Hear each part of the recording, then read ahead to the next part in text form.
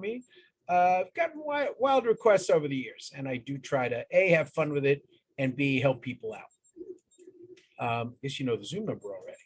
So again, me very quickly, I'm an architect by training, but I've been in investment banking with little tiny banks called Deutsche Bank and Citibank, and I've designed skyscrapers around New York City and around the world.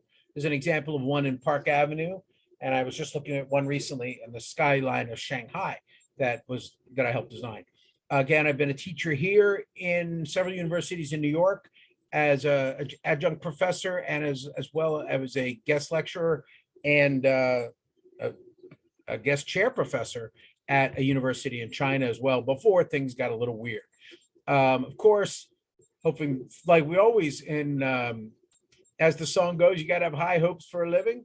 And I think that's a pretty appropriate song for brokers, because you got to, you got to be positive and try to make things happen, but you also have to be pragmatic. This is a really good time these days for pragmatism, because the world's getting a little crazy, and that craziness can let you have pain or actually profit. A lot of people thought when COVID struck that it was the end of real estate. Oh my goodness, New York City's going to die. Exactly the opposite.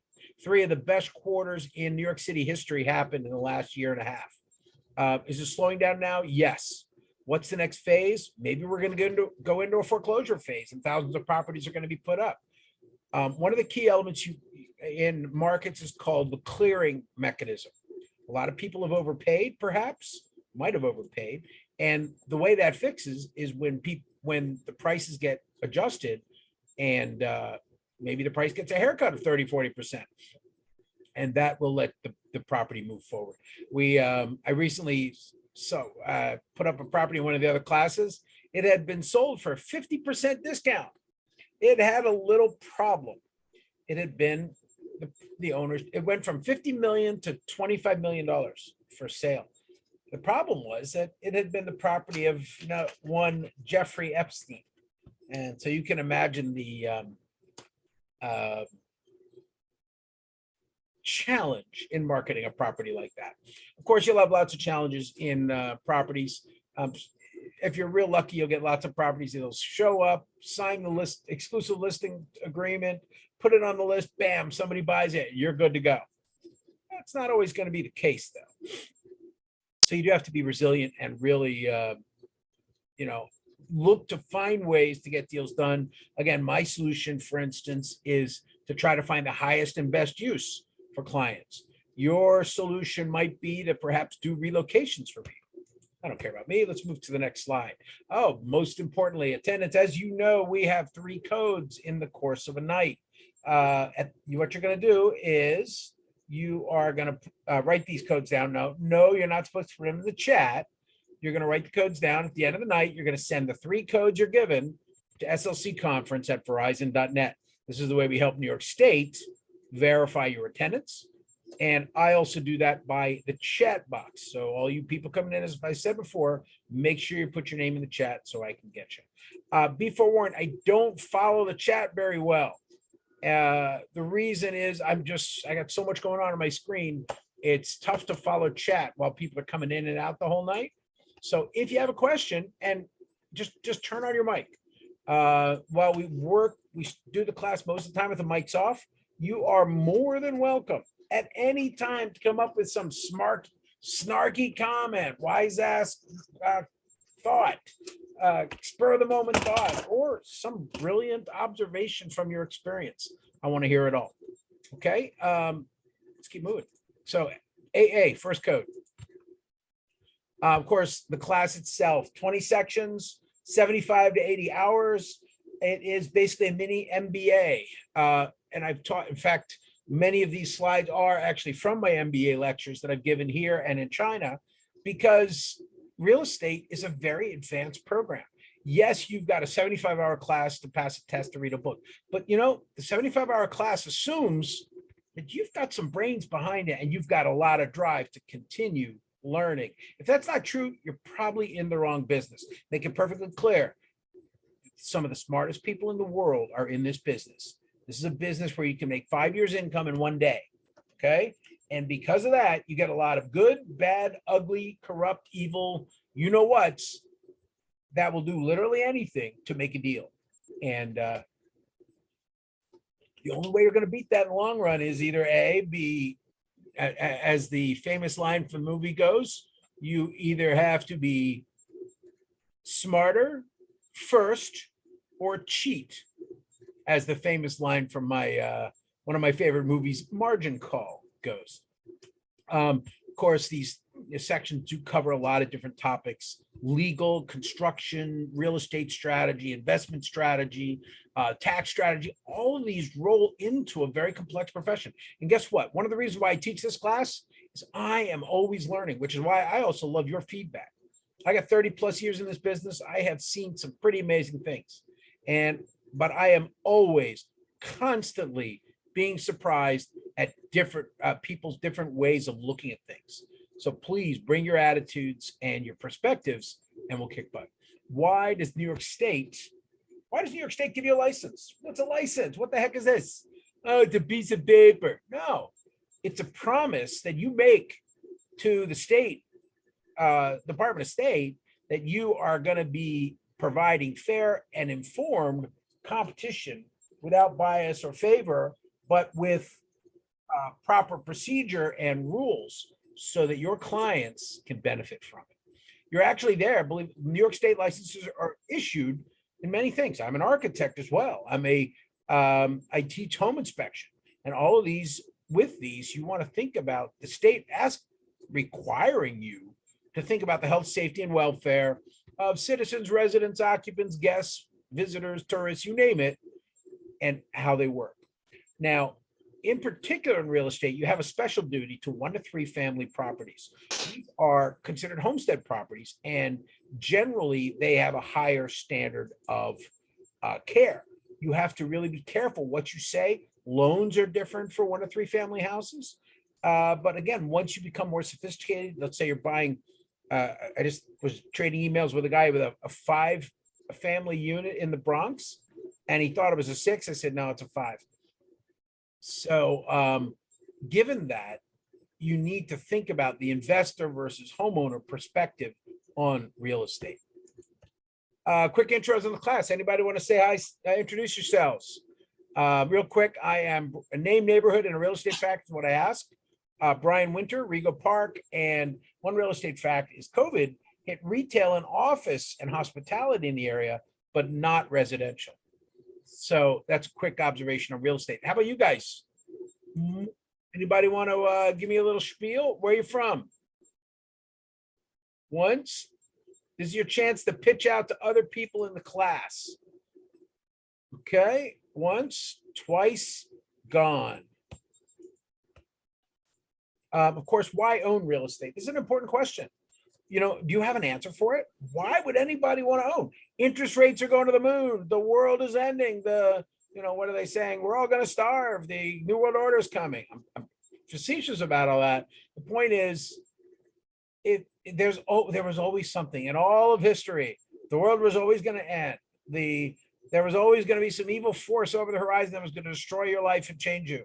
Simple fact is, people still pushed on, had families, had kids, made relationships, and bought houses and lived in houses and invested in buildings and kept building. And again, we're seeing this in a lot of other countries now, where private property is being challenged. And people are really, in many other countries, I could name a few here, people are saying, wow, my country will take everything from me. I'm out of here. And that's one of the challenges of real estate, is that it is one of the core holdings of an investor, or really a person's freedom. I'm sorry, do you have a question? You okay? iPhone? I forget who iPhone is. Who are you? Okay, iPhone, I'm going to mute you, okay? As always, anybody can chirp in at any time. I love snarky comments. That's what I really miss about the classrooms, because I had some really snarky people, and they would try to tear me up all day. And ironically, that's how it got me teaching. I was in one of the classes once, and I kind of know what I'm talking about. in certain things, in construction and things like that. And I was sitting in the back and I was one of those jerks correcting the teacher. And Ivy was like, "Oh, really? You think you're so smart? Why don't you come teach the class?" And 9 years later, I'm still teaching the class. And again, trying to help Ivy and John out run their business is very fun. And I do enjoy meeting you guys, although it's not quite the same over Zoom, but hey, we'll get through this. Again, New York Futures, one of the things you do, you want to be a broker or a real estate person. Guess what? You are dog meat. You don't stand a chance against the computers. The computers, Zillow can look at 150,000 properties in 1 second. You can look at one. Does that mean you shouldn't be in the business? Well, just ask a travel agent, right? Just ask a buggy whip maker. Many people say real estate brokers are obsolete and they're no longer needed. Well, that's kind of funny because last year was the single highest year in all of history for real estate broker and agent income nationwide. So there is value, and you have to think about how you're going to add value. And one of the great questions, particularly, you'll have to ask is, I can't know more than Zillow for every property estimate in the neighborhood. But what I can do is I can figure out the future. Now, they haven't been able to apply AI to real estate very well of lately. Well, actually, Zillow tried to apply AI, artificial intelligence to buying properties last year. It cost them $500 million and $20 billion in stock value. So, ouch. That's a little reminder that your great strength will be your network, your networking, your vision of the future, your trend spotting. Right now, the big trend I see is, what is it?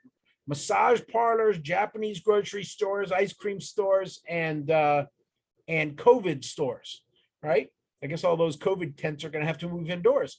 Actually, a lot of real estate people are saying, "Oh, please, we'll rent you the space."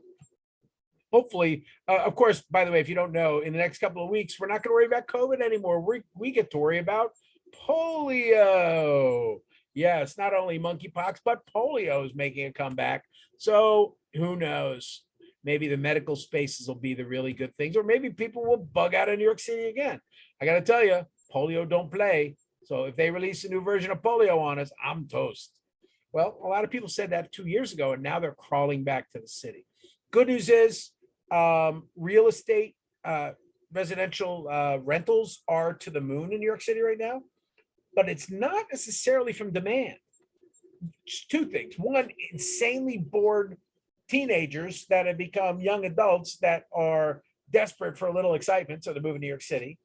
And also a massive supply constraint, because hundreds of thousands of people in New York City are still living in their apartments and not paying rent because of the, getting 2 years free apartment in COVID. They're kind of keeping it going. And I speak from experience because I actually was advising on a housing court case to an agency this week. And I explained to them very simply, bing, bing, bing. They thought it was a big, huge lawsuit. I explained to them in 30 seconds why they didn't stand a chance. Again, predicting the future is where you're going to add money. This is actually a little tiny skyscraper we designed back in 1999 over in the meatpacking district. And in 99, this area was a dump. Is anybody old enough to remember what the meatpacking district was like in the 90s? Woohoo! It stunk. It was vile. It was a great place, much like 34th Street today, to trip on a needle or two.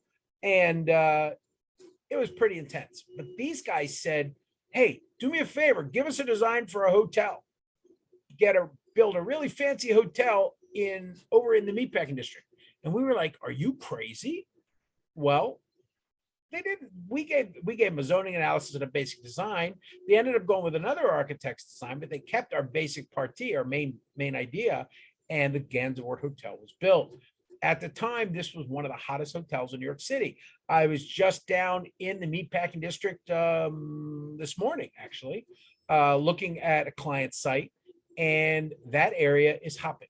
Google, Facebook, and all the major companies that have located there in what used to be the nastiest area of the city just shows you how things will change. If any of you knows London, in London, areas like Camden Town, just north of King's Cross, used to be a nasty area. I remember seeing it 30 years ago, and as a backpacker going through London, and seeing how terrible the area was. Today, forget it.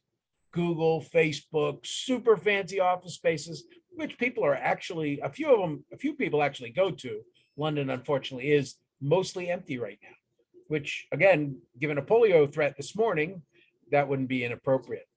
But hopefully the polio thing doesn't become a problem, because my daughter's going to go over there for graduate school in a couple months. And my son may be passing through London as we speak. I don't know. Anyway, big picture is think about the future. That's what's going to add value for you. Okay.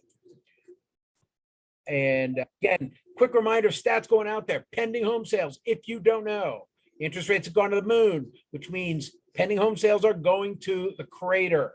We saw a big crater, obviously, in 2020 with the beginning of COVID. This is data through March. It is completely cratering and now is as low as March of 2020 for pending home sales.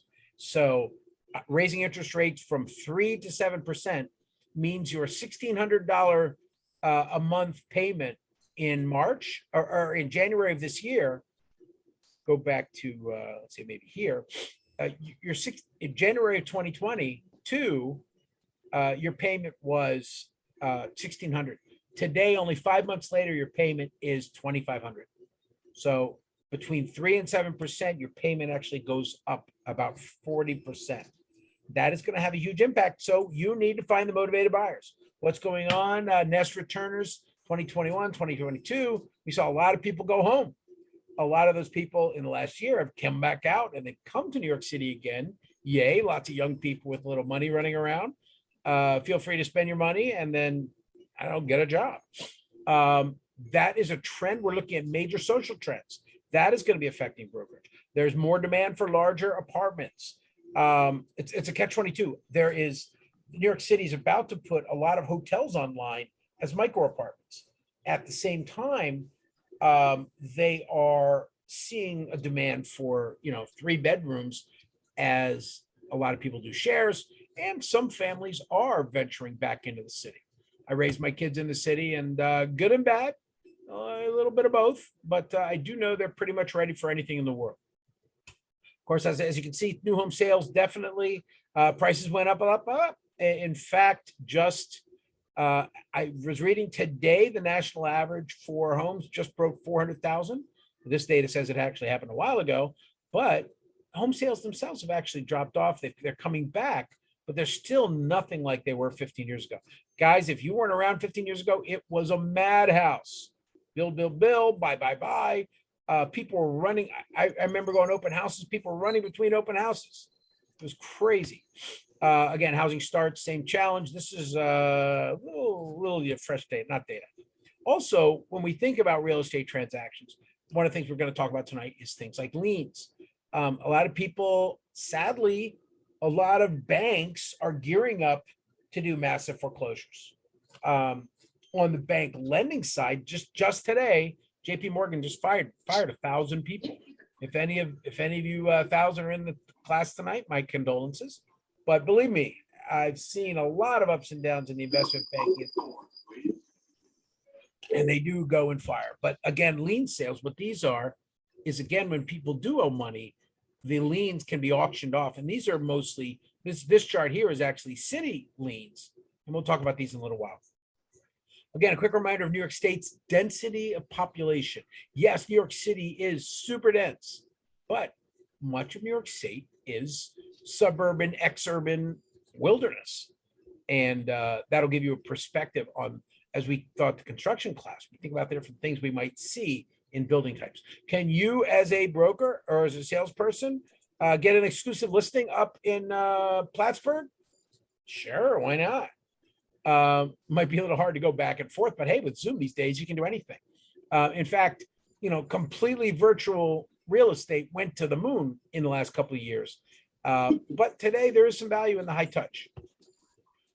When you're doing property research, just as a reminder, liens and easements are actually publicly recorded documents. So going online, looking at liens and easements up. Jacqueline, you okay? I'm going to put you on mute. Do you have anything to say? Oh, I'm sorry. Okay, I got you. So generally, we think about some of the tools I use. First thing I do, I get a property. A client called me today, Brian, what's going on? First thing I do, I analyze. He gave me an address. I went to Street View. I went to get property records called iCards, and these records helped me identify. Sadly, for this guy, that his apartment was very illegal, could not be legalized, and that he had to move. That's pretty bad, huh? Well, I like to say a fast bad news is better than slow bad news. Usually news is going to be bad either way. And again, understanding your data field, Zillow, StreetEasy, Property Shark, CoStar, whatever tools you have. CoStar is a very expensive one, but if you have it, it's great. Google Maps and Street View, I use all the time. I can look at any building in New York City. I'm an architect, so I have a little advantage on you guys, but hey, many of you have a lot of skills that you bring to this table. You might be, I jokingly say that some of the best students I've ever had were bartenders, and they knew how to work the field and make the money and close the deals. Again, thinking about finding the data on a property. In this case, I got an aerial view of this green roof building. I got a street view of it, went online, found some maps, actually found some 1920s. In New York City, you can actually look up the old pictures of the maps of the properties. This is an example of New York City's types of maps, problems, zoning types, tax maps is very important, whether it's a landmark or not, very, very important. Sounds dumb, but they put a map on of how, during a big snowstorm, have they plowed your street yet? Kind of crazy, but hey, I guess the Department of Sanitation wants to get high tech. Crime maps, again, be careful using that as a broker. You have to, when you talk about neighborhoods, be careful about specifics. Things like, oh, it's a high crime area. That can be a problem as a broker. You can get in trouble using certain verbiage on that. But, clients, you need to properly identify potential risk. Street maps, this is zoning tricks, things like this. So these are all the types of maps and many more that come online. As an example of New York City of a tax map, this is 39th and 5th. This is the old Ivy School, a tall office building. And I think they're turning it into hotels now. Go figure. Again, we saw that green roofed house earlier. I went online to this NYC.gov, says city map. I think it gives you a quick map of the place, but it also gives you city data, like this one particular thing called the block and lot. In New York City or in any jurisdiction, the identifier of a property to find out what it legally is, to what its meets and bounds are. It's the actual size of the building, size of the lot. You'll usually need to understand an identifier, a LIBOR or a block and lot.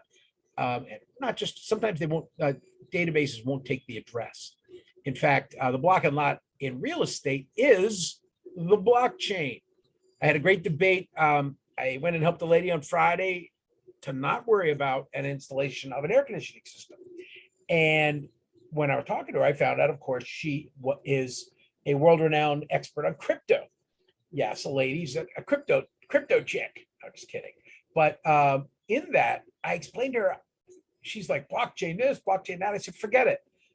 Blockchain's been here for 400 years. She said, what do you mean? I said, real estate. Real estate, the recording of ownership of a property determines through owner to owner to owner to owner. In fact, they even call it chain of title. Real estate is the original blockchain, or maybe genealogy, I don't know. But this is a little reminder of the data online. This one's probably one of the best. NYC.gov says city map. So use these tools as a way of helping you identify your properties that you might be dealing with, learning about them, getting little tips and tricks like that R4 thing. That may not sound like much, but it tells me that you can build only 1 or 2 family house, not so big, not too tall, a couple side yards, etc. Type R4 zoning in Google and it'll tell you exactly, it'll show you a little diagram of what an R4 building can be. Okay, now we'll go on the overview. Let's hit to liens and easements. Liens and easements are very interesting. They are a hold on a property. A lien is temporary, at least for the life of an owner, and an easement is permanent for the life of a property, with exceptions on both. A fee simple property, which means you own it outright, can, great spelling here, can allow for liens, can break a deal. And this is happening as we speak. Two of my brand new clients, I'm waiting for a $10,000 check from a client right now because they have a lien on a property. And as an architect, I can help them to get rid of that lien by fixing the incorrect and illegal work that's been done on the building. I'm going to charge them a lot of money, but I'm going to provide valuable services. And again, there's also compliments. Maybe later on, I'll get a listing to sell it as well. Again, use whatever skills you have, put them together ethically, and make sure there's no conflict of interest, and you can make a lot of deals. Again, easements legally allow you to use or share your land. And for you options traders, or all you Wall Streeters, again, remember my master's thesis was how to do real estate options as a financially tradable option in the markets. In fact, again, not too many skyscraper designers have been able to have been fortunate enough to work on Wall Street as well. So easements literally are a form of option, and very big ones as well. Now, if you own a property, there can be many encumbrances on a property. Can you do whatever you want when you're building? Hey, man, I own a property in Pleasantville, New York. Quiet, got a little university nearby, got a train station. I think I'm going to build a 50-story building. Nah. Well, you might start with, there might be easements like easement and gross, like a train, or there might be walkways or something that you have to observe when you build your building. Hey, that's okay. I'll let them walk under my building. There may be other legal restrictions, such as public zoning ordinance or private restrictions where, hey, you've just moved into a neighborhood. You gotta, if you're gonna move in, you gotta fix the water, you gotta fix the electricity, you gotta do all these utility upgrades in gross easements, so that maybe we can find a way as the town of Pleasantville to help you build your skyscraper. Encroachments. I wanted to build a skyscraper, but you know, the neighbor's old cranky wood nasty house is 10 feet over the property line, and I can't get rid of it. So what do I got to do? I got to write a check. Not good. I'm just advising on one of those this morning. And of course, I have the lot I want to buy to put that 50-story skyscraper on. Oops, the previous owner didn't pay his taxes for 3 years. So there's a tax lien on the property, and the city wants its money. Give me my money.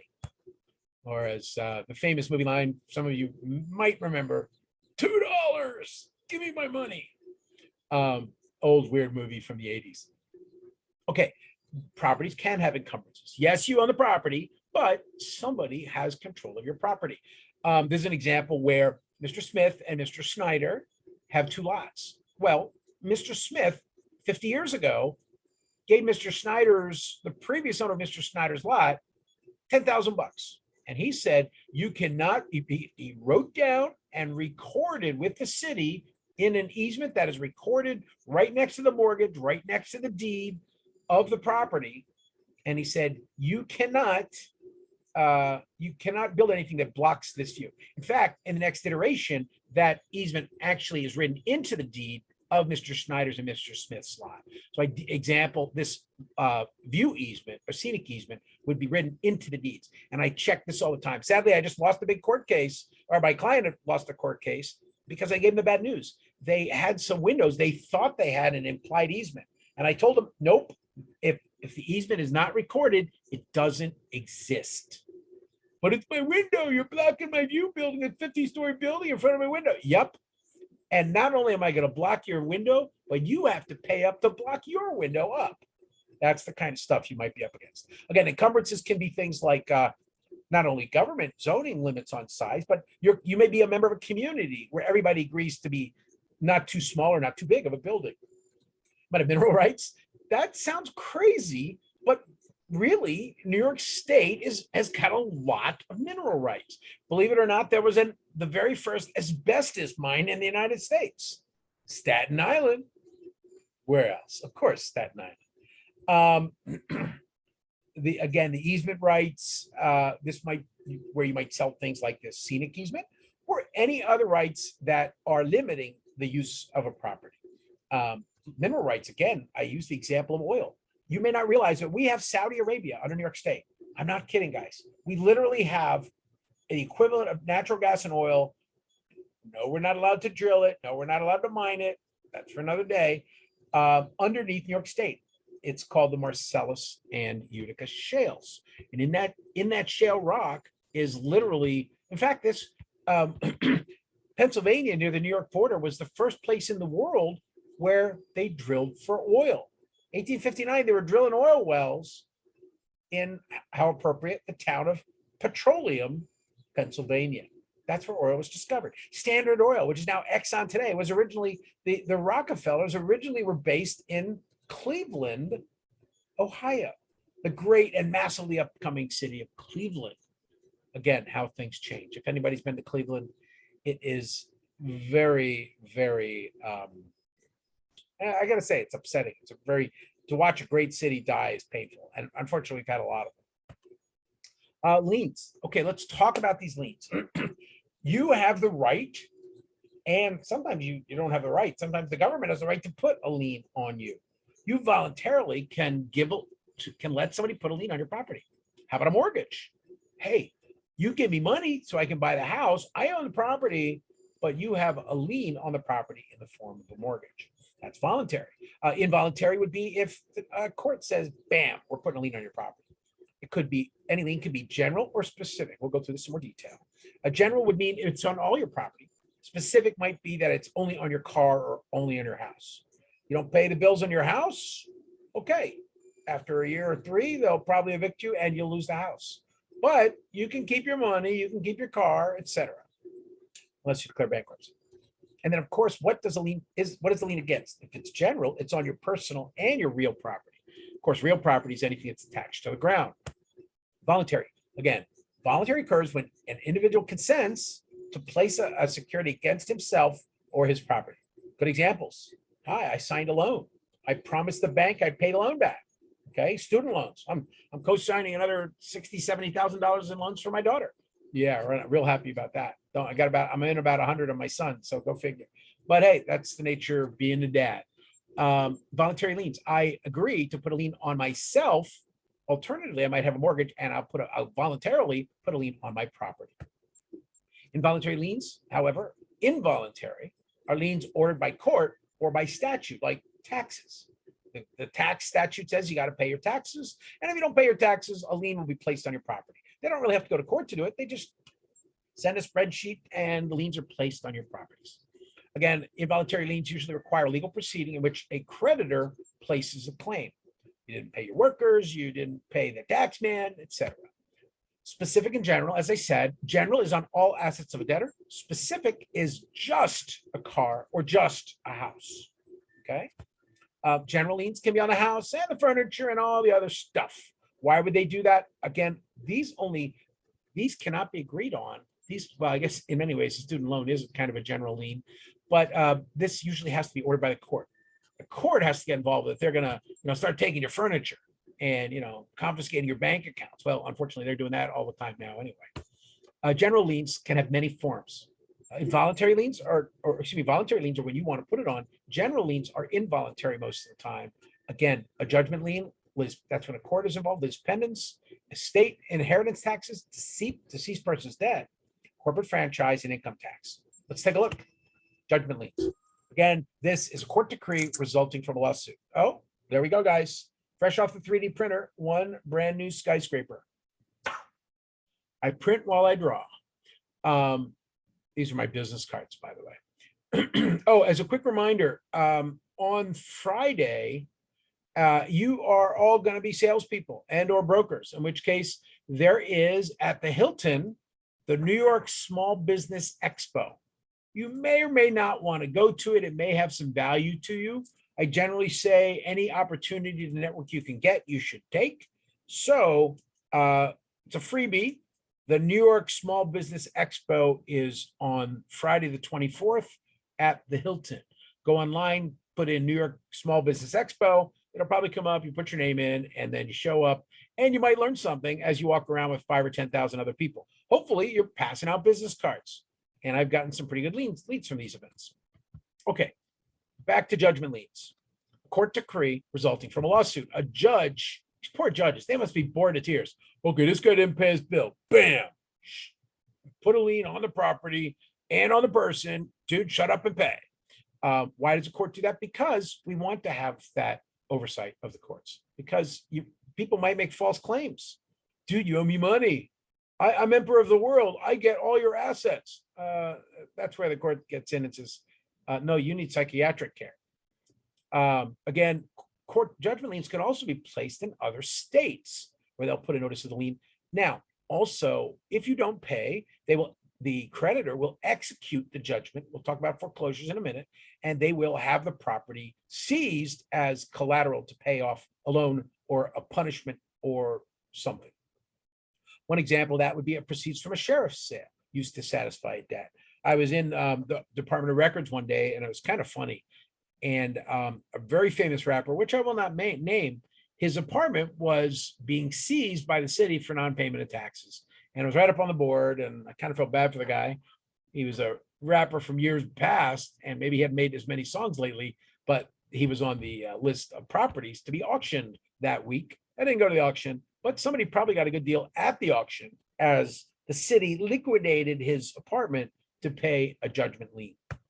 Again, the decree is, bam, the hammer came down. That court decree usually will be in effect for 20 years in New York unless paid or discharged by bankruptcy.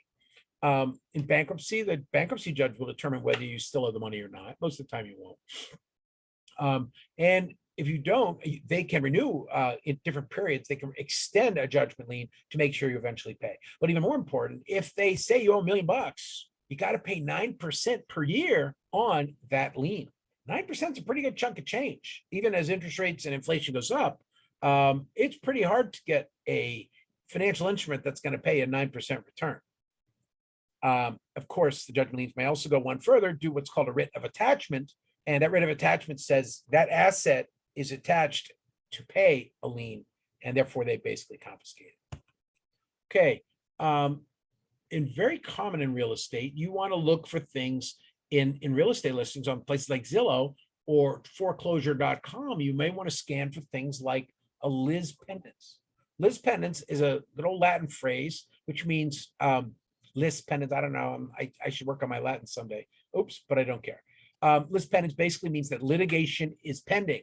It's a public notice. It's recorded in public that somebody is suing the existing owner of the property.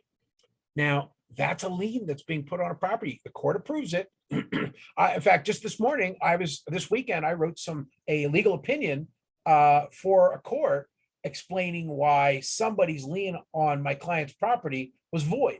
They had gotten a restraining order to go onto my client's property. And I wrote a paper saying, hey, judge, you gave these guys a restraining order without our opinion. Here's my opinion. Can you get that restraining order raised? So once something's in court, you have the right to challenge it. But sadly, when it comes to real estate, once lis pendens is on a property, it may put what's called a cloud on the title. Remember that blockchain? It's a way of saying, hey, the blockchain for this property may be corrupt. So you can't buy this property or use this data until they get rid of those lis pendens. Again, quick reminder, New York City, lis pendens happens. This is a map of 1 year of all the lis pendens in New York City. Everybody was getting sued for everything.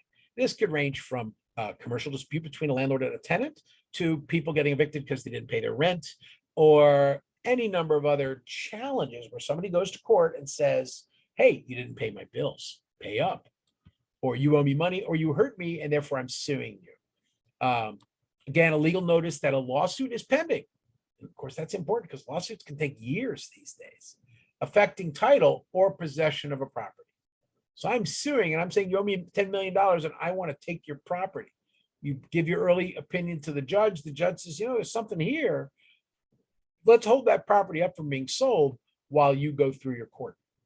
Again, another type is the estate and inheritance tax liens. This is, there are very powerful taxes. There's some debate on this. One party wanted to get rid of the death tax a couple of years ago. the argument was that, it really wasn't right. They believed that it wasn't right to take a lot of money from people when they passed. The money should pass to the descendants. But conversely, the state said, hey, you're dead. You don't need it. We're going to take it and use it our way. Again, this is a big debate, but the simple fact is when at certain levels, I think it's like over 5 million, you have to pay this tax before a property can be transferred. When you pass away, that inheritance tax lien, you got to file a tax statement. I'm doing it for my mother-in-law who recently passed away now, where you file the tax statement and clarify how much tax needs to be paid. And then and only then can you get rid of the general lien that's placed on the property by the government. Those taxes, rule one, taxes got to get paid. Again, today, the art of avoiding federal and state taxes for inheritance taxes is definitely an art. A lot of accountants spend all their time in it, and there can be federal and state taxes. And tax structuring as to when income is recognized can be very important.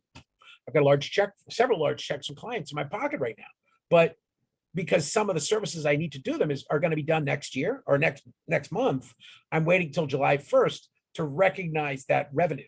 Now, for you accountants, that's an important concept. And this is true in real estate as well. When do you, for tax structuring, when do you recognize the revenue? In this case, it's not a tax avoidance. It's just more appropriate because I'm crediting the money to when the work will be done. By the way I roll for my advisory and consulting, I get paid before I do the work, because a lot of times people don't like what they hear and they try not to pay you. So from experience, get your check in advance. Does that work for brokers? No. You get paid only when you bring a ready, willing, and able seller that consummates the deal, makes money, and pays your broker, and then your broker pays you. Is that fair? Yeah. Get your broker license. If you're a salesperson, you are an agent of the broker, and therefore you're a sub-agent of the seller or the client. So work your way up the pole and make it happen. Don't feel bad. In real estate, it's a 75-hour class in 2 years. In architect, it's 5 years of school and at least 5 years of work experience as well. So the point is, in every profession, they want to make sure you know what you're talking about.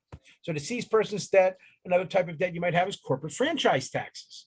You are going to be a real estate salesperson. As a salesperson, you're going to be a self-employed person working related with a broker. So you're going to have to pay your own taxes. You may set up yourself as a corporation. I set up myself as an LLC for my brokerage and a PLLC, which is a professional legal liability corporation, for my architecture. So again, 2 different entities, and each one of them I have to pay taxes on it. If you make more than 290K, it's another 7%. Here's a hint, guys. If you make 300 grand in New York City, if you make 300 grand in a year or in a deal, if you get a brokerage check, I got a brokerage check for about 250 grand once.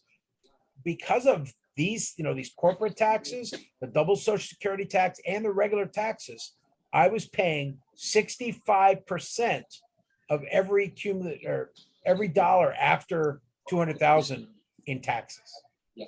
That's a reminder to you to understand the tax aspects of real estate as well. And that's for you as the real estate salesperson. Countless real estate salespeople make the dumbest move in the world. What is it? Anybody know? When a real estate salesperson collects all their money, they get big checks, they don't set money aside to pay taxes, and then they get pounded. Again, July 15th, good time to pay your taxes. If you are a independent corporation, that's when you got to put your quarterlies in. So get ready to write those checks if you're already out there in real estate. And another tax lien, and probably one of the most feared of all, as we know, death and taxes. The IRS and New York State and New York City all have the ability to tax you. And given that, in New York City, again, state, Medicaid, city, unincorporated business tax in the city, your actual tax rate over $300,000 is about, in New York City, as a self-employed person, it's closer to 70%.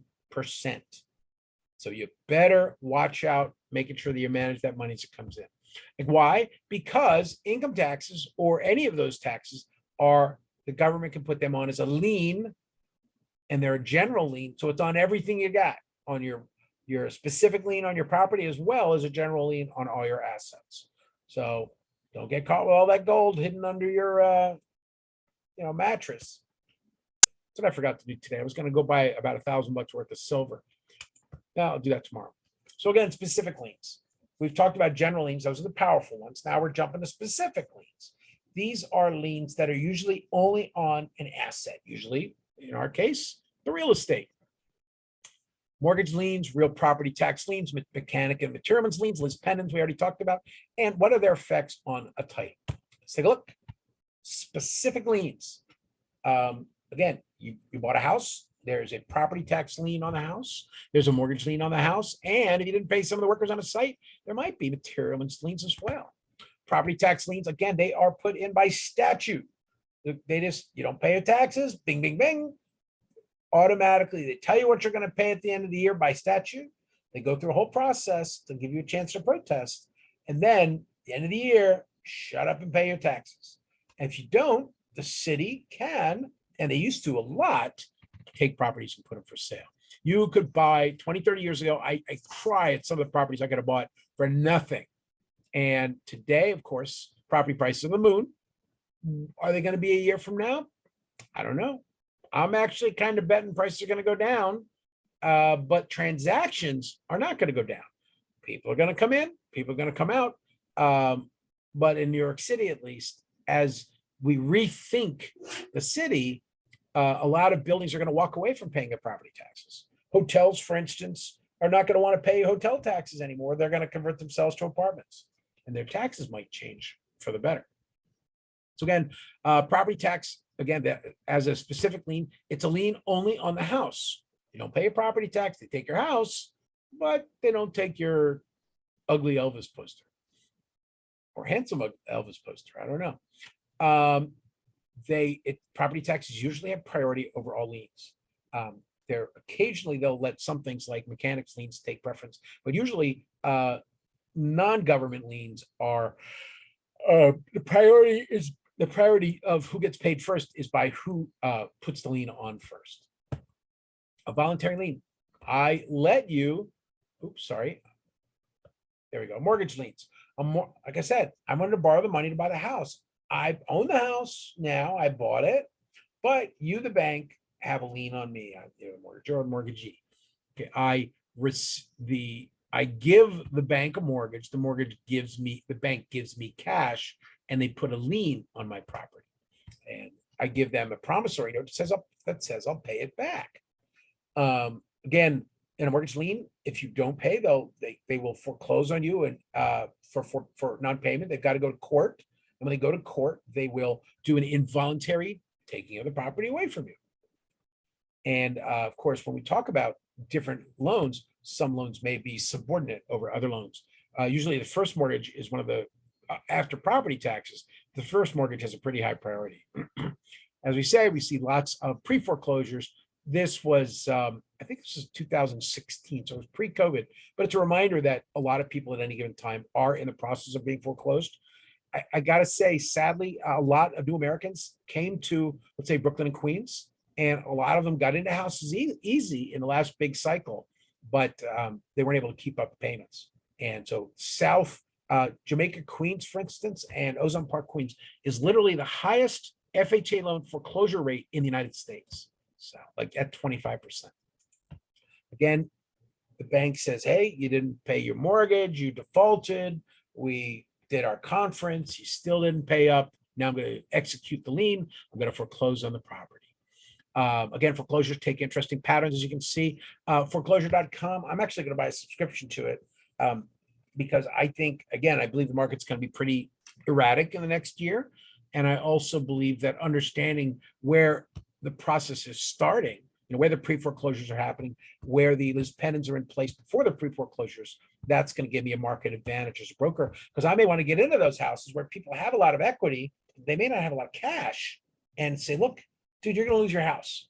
Let's sell it right now and try to get market rate for it. the question of a shaquan, is this the same information in our textbook? This is much more than in the textbook. We're covering right now the general and specific liens are in the textbook. These charts are more specific examples of it. If you look at the book on page 130, you should be able to follow where we are between general and specific liens. The book doesn't have enough pictures, so I like giving you pictures. Another specific lien only on a property is what's called a mechanics lien. This happened a lot in the 2008 financial crisis, where literally on a Friday afternoon, you guys may not remember it, but 2008, 2009, we weren't sure if the banks were going to open on Monday morning. I'm not kidding. That's how bad things were. To make it clear, there are places in the world that's happening right now. But in the United States, of course, the government did step in and stop a lot of that. But in the United States, the losers, when things did go wrong, were the guys and ladies that were out doing the work and they didn't get paid. So those people, the contractors, where the owners walked away from the projects, those owners had, or the contractors had to put liens, mechanics liens on properties. Mechanics lien is a specific lien only on a house where you provided labor at a specific property. You can't put a lien on all his properties, just the one you had contracts to do work on. You got to go to the court. You got to show the contracts. You got to show the pictures. Say, look, I did some work. It's not done. He owes me money. Now, mechanics liens tend to have a slightly higher priority for two reasons. One is whoever records the lien first, it goes down to the court or the county clerk's office, records a lien, they will have higher priority and therefore they will get paid first. If 10 contractors are in line, the first guy that went down to the county clerk, he's the one that's going to get paid. Okay, materialman's liens. Shaquan, just to be clear, do you see where we are in the book? I see you're questioning why I'm giving you all this other information. So I see. Now, I just wanted to make sure that like all this information right here is in the book as well, just in case if I'm losing track on taking notes. Yeah, actually on the top right, you're going to see the page number. Yes. That's pretty close to the page number. It may be off by 1 or 2. Hopefully that'll help you stay with it, okay? But again, I teach you to pass the exam, but I also want to make you a good broker or salesperson. So I want to give you, I got 4 hours to teach you half an hour's worth of stuff. So what do you guys see? I'll go through it all in half an hour and we can all leave, right? Yep. Well, no, that's not the way it works for the state. The state wants us to teach a little more than just the book. The book's the starting point. So that's why I add all this other stuff. And yes, all of this is in the book. A mechanic delivered labor to a site. A materialman delivered materials. Now, if any of you guys are in the construction industry right now, you would know that material prices have gone to the moon. In the last 2 years, steel prices have tripled, wood prices have quadrupled, and contractors are going bankrupt because they can't get the wood they need, they can't get the materials they need at the price they want, or worse, at the price they promised. I had an architect who was getting sued because he promised it. He was also a contractor. He promised to build in addition to a house, and materials tripled in price. So he would have lost $100,000 if he did the work, plus his own time. So he told the homeowner, drop dead. The contractor's void. I'm not going to do it. And the homeowner said, look, damn it, you said $200,000, you'll build me an extension, get to work. And he said, it's going to cost me $700,000 to build it. I'm not going to do it. So materialman's liens control, again, the fluctuation of materials. Literally, the cost of a 2x4 can change 50% in one day these days. It's pretty wild. And of course, we know things like the diesel getting to a site, that can be just as much of a challenge. What are the effects of these liens on a title, a general or a specific lien? Well, a lien is a temporary hold on a property. It says somebody has a claim on that property, and that claim cannot, or the claim has to be solved before a person sells the property. So a lien is temporary only for the life of that owner. Okay. And they got to pay liens in full. They got to do quick claims. You got to pay off the ex-wife. You got to pay the crazy uncle that said he gave you 10% for the down payment and thinks he owns half the building. All these people have to be quick claimed away, and then you can sell a house.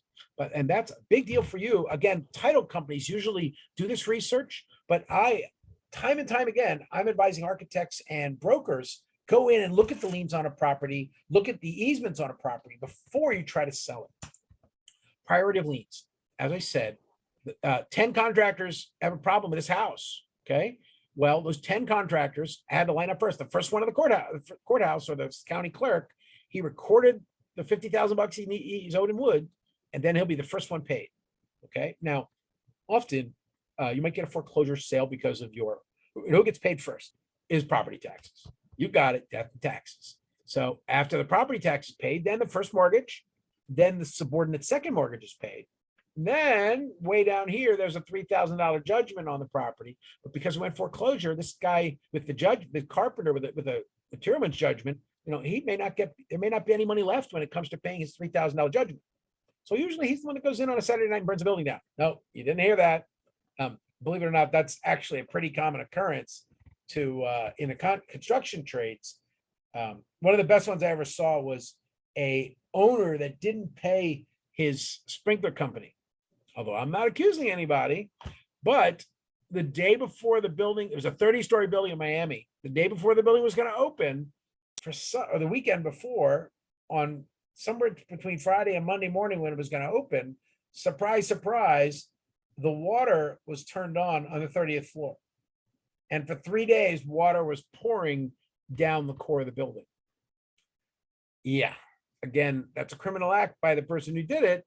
Just a reminder what people will do to make sure they get paid. Priority of liens, again, whoever got to the county clerk first.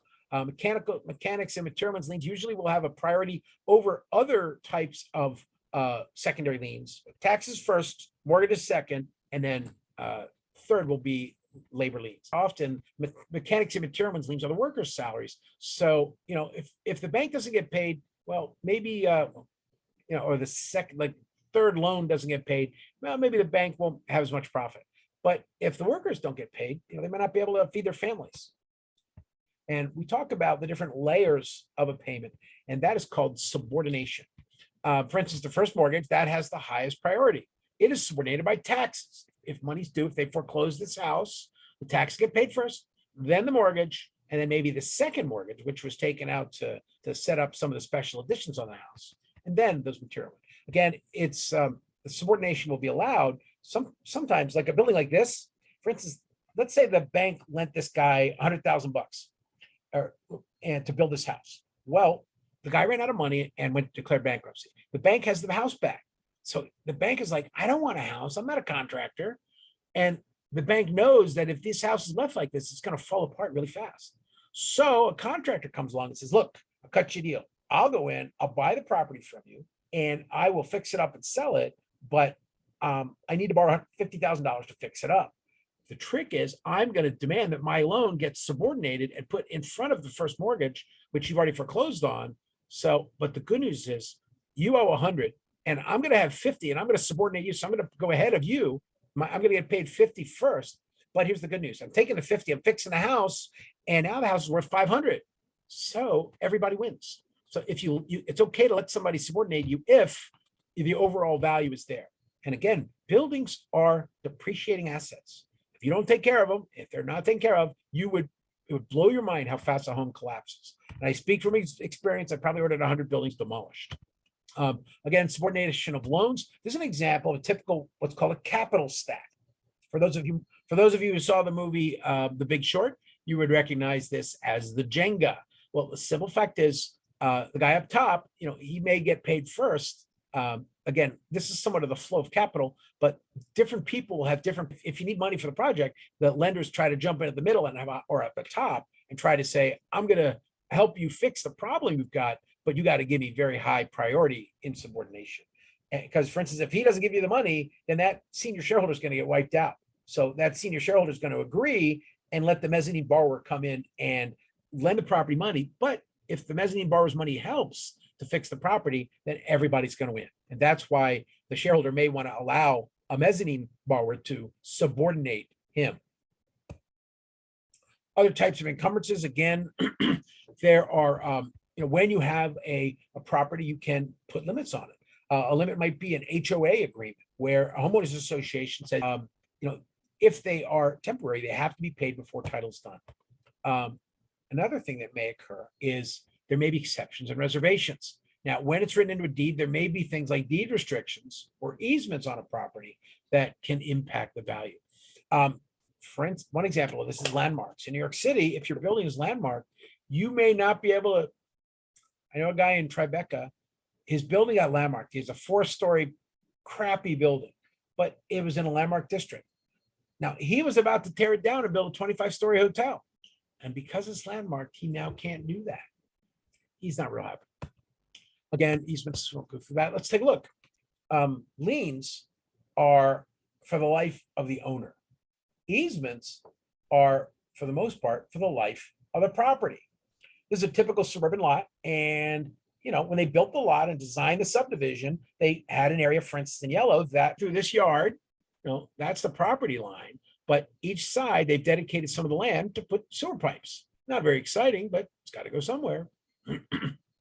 And again, these easements last forever. They are a non-possessory easement. In this case, the easement might be from the community to reserve space for the sewers and make sure you never build a sewer on top.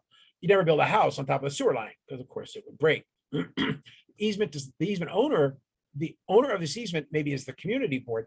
They don't own this guy's property, but they have access to it at any given time. They'll fix the plumbing. And you know something? If they want to come on board and fix a broken sewer pipe, that's okay with me. But there are many types of easements. Things like the front of a lot may be reserved, or you might have a pathway through a property. Easements of pertinent are agreement between two owners. Abel and Baker here have a property for some god-awful reason, it's not connected to the road. So Baker says, okay, well, I'll sell you an easement and you can come through my property, but you don't own the property.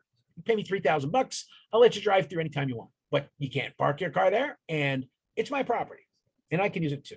So let's take a look. We think about the benefit and the burden. The dominant estate, who controls. In this case, Abel looks like he's kind of messed up, but he's actually the dominant estate. He controls and has access to Baker's property. Again, dominant and servient Abel is actually controlling Baker. Of course, from a real estate perspective, Baker has pretty much got Abel pretty well. Let's take a look. One type of easement is easements in gross. Now, this is utility easements. Governments give utility, Con Ed just doesn't show up and deliver power. They have long ago agreed, hey, city, I'll make you a deal. I'll put an electrical system all through your city, but you let me at any given time run electric lines over anybody's house. And so there's that. That's what's called utility easement. The government is giving you that easement. Now, again, easements are gross or commercial, usually for business or electric pole on your yard, and you got to keep your trees clear. But beyond that, you still own the land. And of course, in New York City, utility easements can be just a little bit tricky. This is a little reminder of what's underneath the streets of New York City. And each one of these technologies, from the big old electrical lines to the big fibers of copper pipe to some gas lines and each one of these is recorded easements. They're drawing somewhere saying this is the sewer pipes. This is the water lines. The sewers in New York City were actually originally built in 1799 by a private company. Anybody know the name of that private company in 1799? It was originally called the Manhattan Water Company. The Manhattan Water Company in 1799 was given the franchise, the utility franchise, to build the water supply for New York City. Well, in the congressional charter for the Manhattan Water Company, at that time, there was only like 2 banks in the United States. But at the back of the water company's charter, it said we could use our money for building a water system. Here's the beautiful line. It said, or any other legal purpose. Suddenly, the Manhattan Water Company got the most valuable thing in the world, which was a license to be a bank by using money for any way they wanted. Does anybody know the name of the Manhattan Water Company today?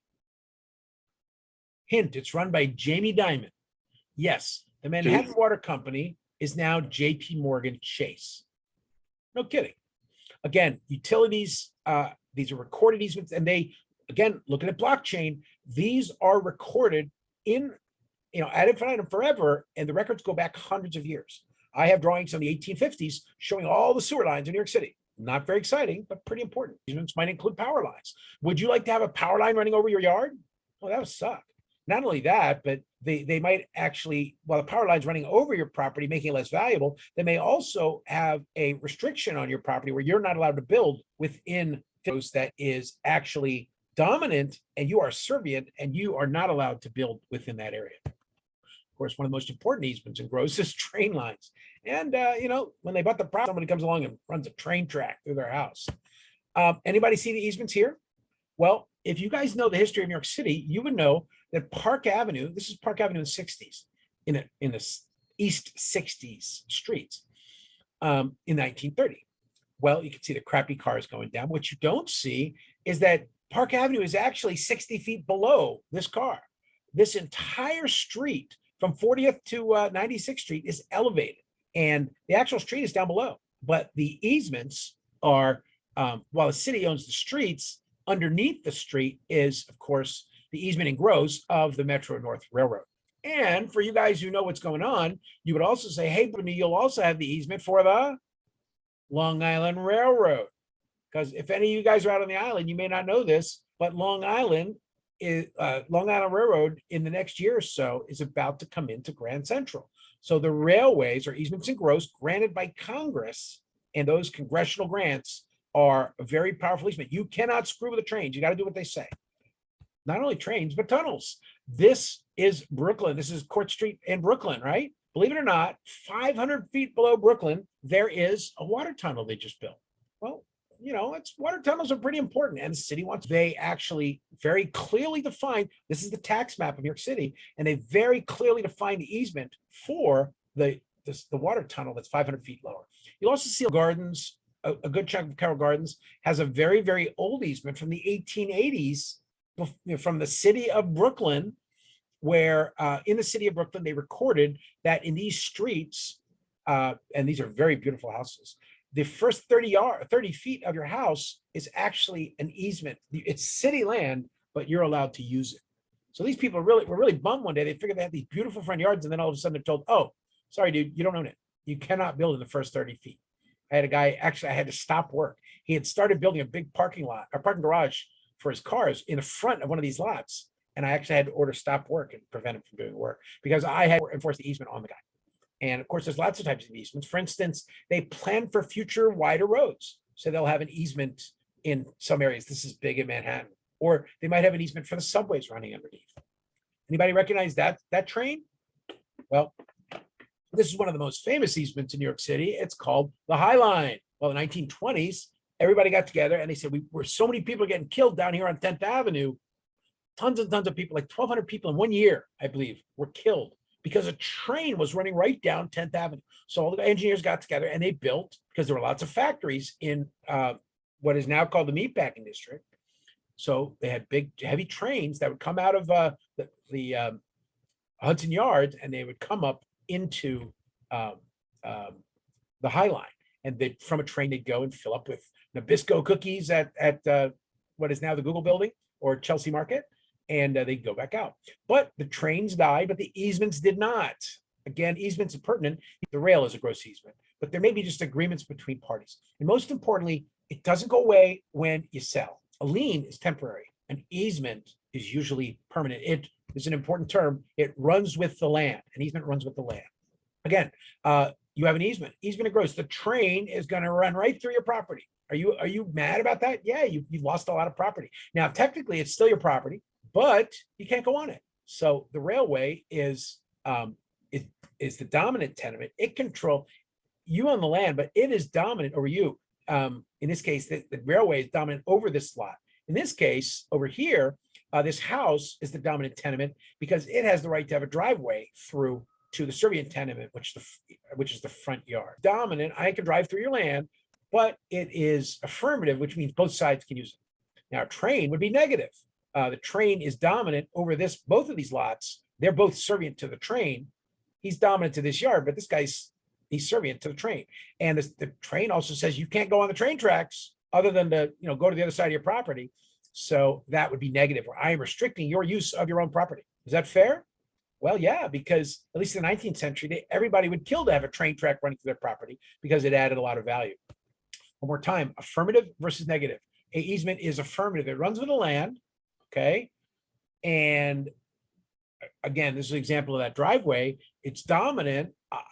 I control your property. I'm dominant over you, but it's affirmative, which means you can use your land too, not just me. You can use the driveway, I can use the driveway. So that's affirmative. You affirm that I'm allowed to use it, but you still own it. Negative, as I said with a train, this is where the train says, nope, you can't go on my tracks. And this can have a number of impacts. Other things like water easements. This is where you might get permission to go to the water. And sometimes water rights actually have to be shared. There's different types of rights between waterfront and a beach versus riparian on a stream. Even riparian rights on something like the East River can be quite challenging.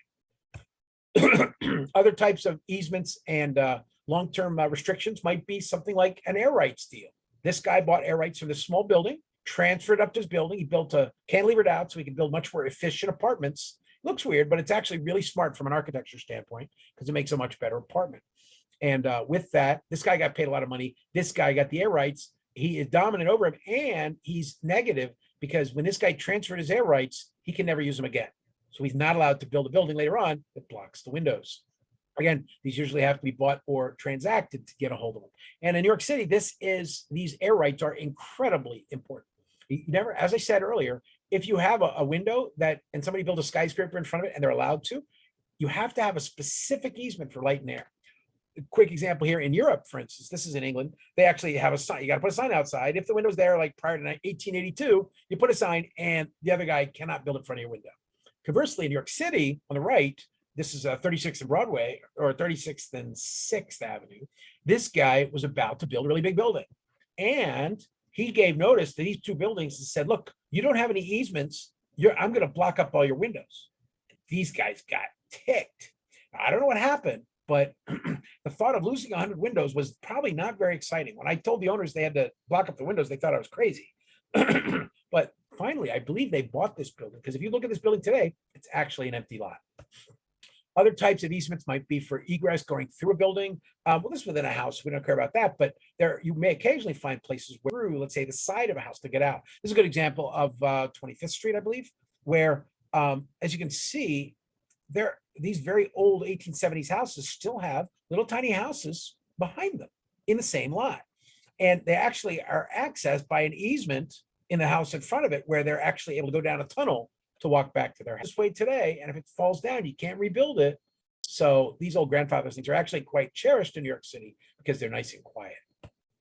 Another easement, there's that rail easement again. The High Line, it's actually a state park today, but it still remains a dominant easement and gross for the railways. The railway someday in the future can revert this back to a train line so that any building gets built, even though it's a park today, they have to build a building that someday in the future might allow a train line.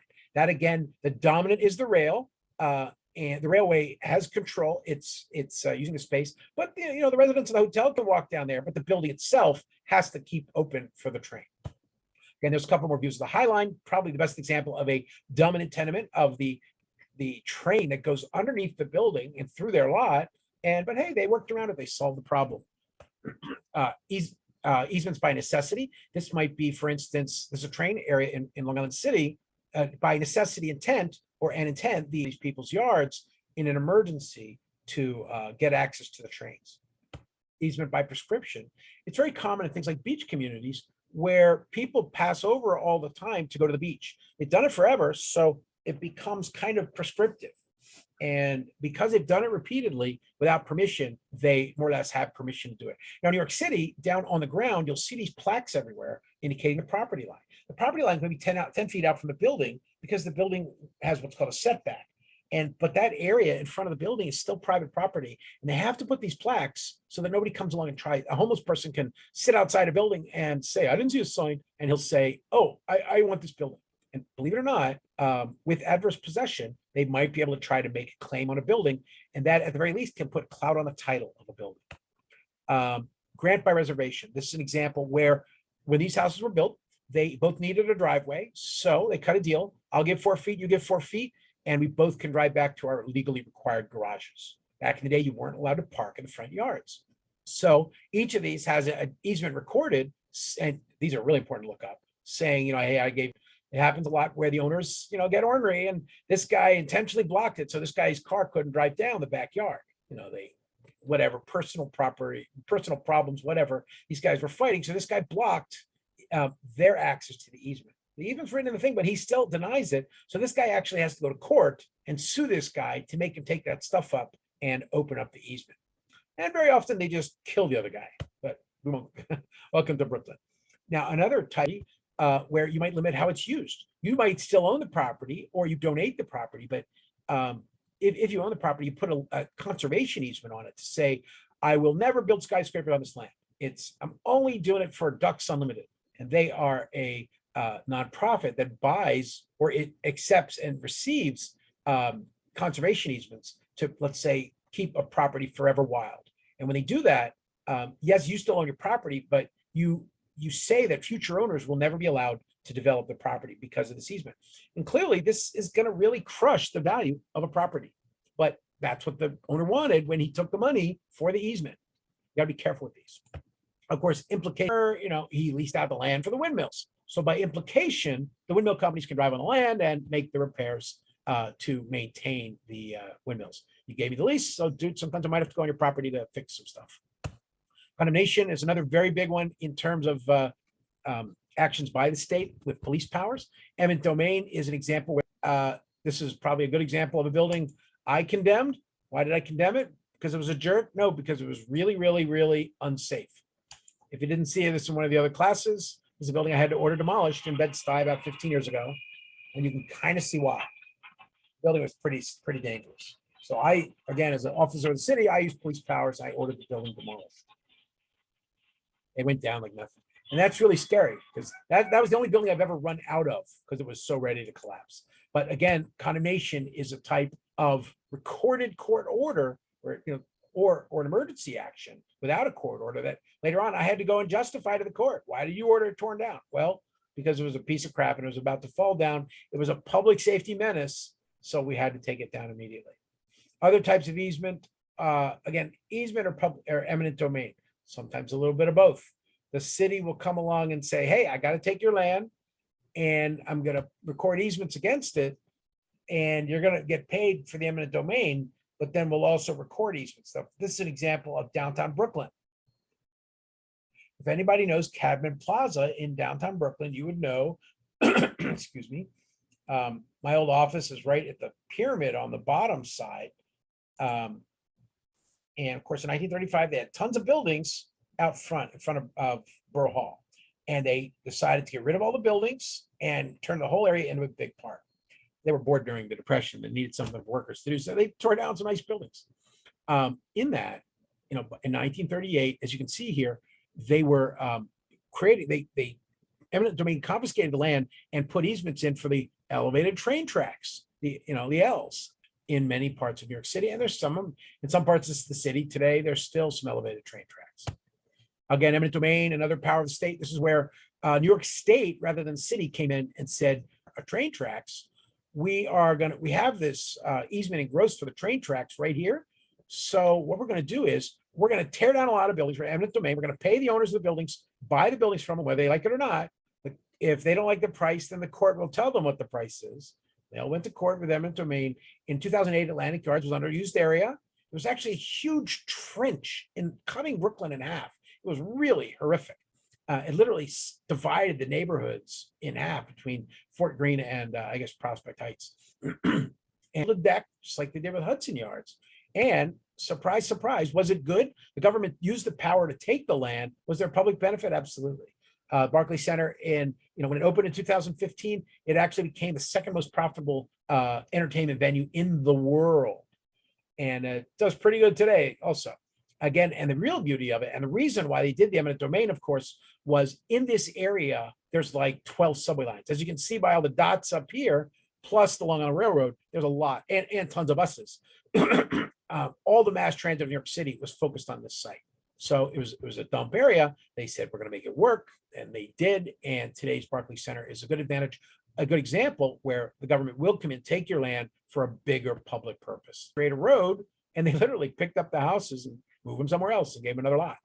As you saw, another type of easement is landmarks, where just like you might have a conservation easement where you say you can never develop the land, landmark easements say that you can never change the building.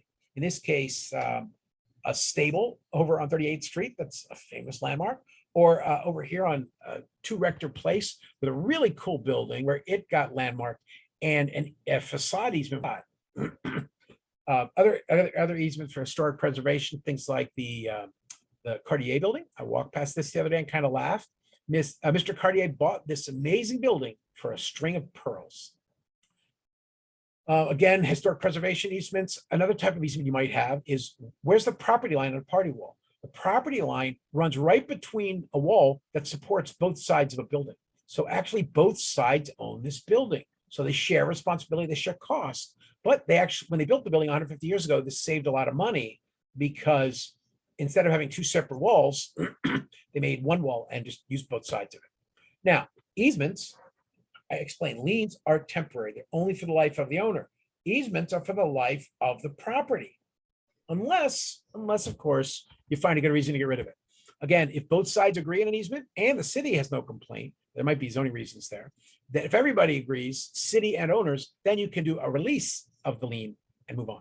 Examples of that might be lot combinations where when I build, I'm advising on a building right now, they have 5 different lots. They're combining 5 little small house lots and they're combining it into one big lot and building a residential tower. You might have easements if they don't need it anymore, no longer required. Sometimes easements actually, while they do go lot to lot, they still might have a time expiration. I saw some easements once that had a 50-year time life. And no matter who owned it 50 years from now, that easement was going to go away. Easement made unnecessary. Quick example, Deborah had an easement. Deborah's easement can be unnecessary and be terminated. Dedication, of course, this is where they take the old rail lines that are already in place, turn them into parks. So just like that, future use. Violations, if, as I showed you with the driveway, if you block that person's use of an easement, then they have to sue you or kill you. Usually suing is a little better. There's an example on Orchard Street in 1870s Manhattan. I think this is from the 1879 Atlas. And as you can see here, in the 1870s, there were a lot of houses and maybe small factories that were in the backyards, or maybe stables. There might have been stables as well. And with those stables, they had to have access. So for instance, if this guy looks like he has the only walkway that goes into go through his house. And if he decides to block off those people, they've got to sue him to get access to the property. Encroachments. Now, what if something's over the property line? That's kind of a pain. Let's say a tree is leaning over the property line. Well, or somebody built a fence to try to kind of take some of your property. That happens a lot. When that happens, you have to, the owner of the property has to go to court or whatever means necessary to tell property line. Or what you'll find around New York City is this is downtown Manhattan. This is like a 200-year-old mosaic. While it's out on the sidewalk, it is still their land and it's not dedicated to be a sidewalk for the city. So at any given time, 200 years ago, they're thinking about this. It's like I said, things like blockchain and ownership of land and ownership of an entity has actually been around for a long time. And this is an example of kind of like crypto. He's doing proof of ownership where he owns the land. Again, there's an example of a rather unfortunate encroachment. This guy, when my client calls me one day and says, Brian, my building's leaning, it's ready to fall. What happened was these guys were building a really big building next door. He was in a 7-story building that was strong. Their windows, they didn't have light and air easements. Remember, there's about to build a 20-story building next to this, so they'd never see these windows again. But what wasn't good is the building itself leaned into the site. Now, this guy was scared. He's also worried about his building. And I said, look, let's not, drive everybody crazy and get everybody mad. Let's get a solution. I went to these guys. I got the city Department of Buildings involved. And I said, look, engineers on this big building being built, get your butts out here, put some steel up now and stabilize this building. And forever, that building is going to be leaning 12 inches into your site. And you've got to redesign your building because you can't really straighten it back out. So this is an example of an encroachment. People will fight tooth and nail for a quarter of an inch in your bay. A surveyor is the judge for this kind of stuff. A surveyor will be responsible to show the judges literally where the property line is. Believe it or not, they'll be accurate to 1/8 of an inch. And this is an unfortunate example in the Bronx. They built the Mount Hope Community Center. And this corner of the building was kind of a triangle-shaped lot or triangle-shaped building. That corner right there was 3/8 of an inch over the property line, 3/8 of an inch onto the street. And because of that encroachment, the Department of Transportation and City Law Department, at the time I was commissioner for the Bronx, for the building department, I was not allowed to issue a certificate of occupancy until they fixed that 3/8 of an inch. And about a year later, and that's a year of kids not being, and I should go up there today and see what it looks like. But again, even a tiny encroachment can be a problem legally. Again, there's those plaques in the street. If you look down, you'll see them a lot. They're actually all over the place. And that's revocable consent. This says you can go in, you can cross this line into my property, but at any time I can throw you out. Another revocable consent, the bridge. The bridge is sitting here over down in at the Chelsea Market. And at any given time, remove this bridge because the city, the land below, the land, excuse me, above the street is owned by the city. The city gave permission to build a bridge 120 years ago. And, they haven't revoked it yet, but every bridge today, for instance, has to be designed to be taken down. Let's say you got to bring a 100-foot tall sailboat through. They might have to say, hey, you got to take this bridge down for a week and disassemble it. Another, again, examples of revocable consent are the fire escapes and signs. A great example of that. 99% of these signs are not registered. So technically, at any given time, the city could say, take them all down. But the city's somewhat decent or not ridiculous.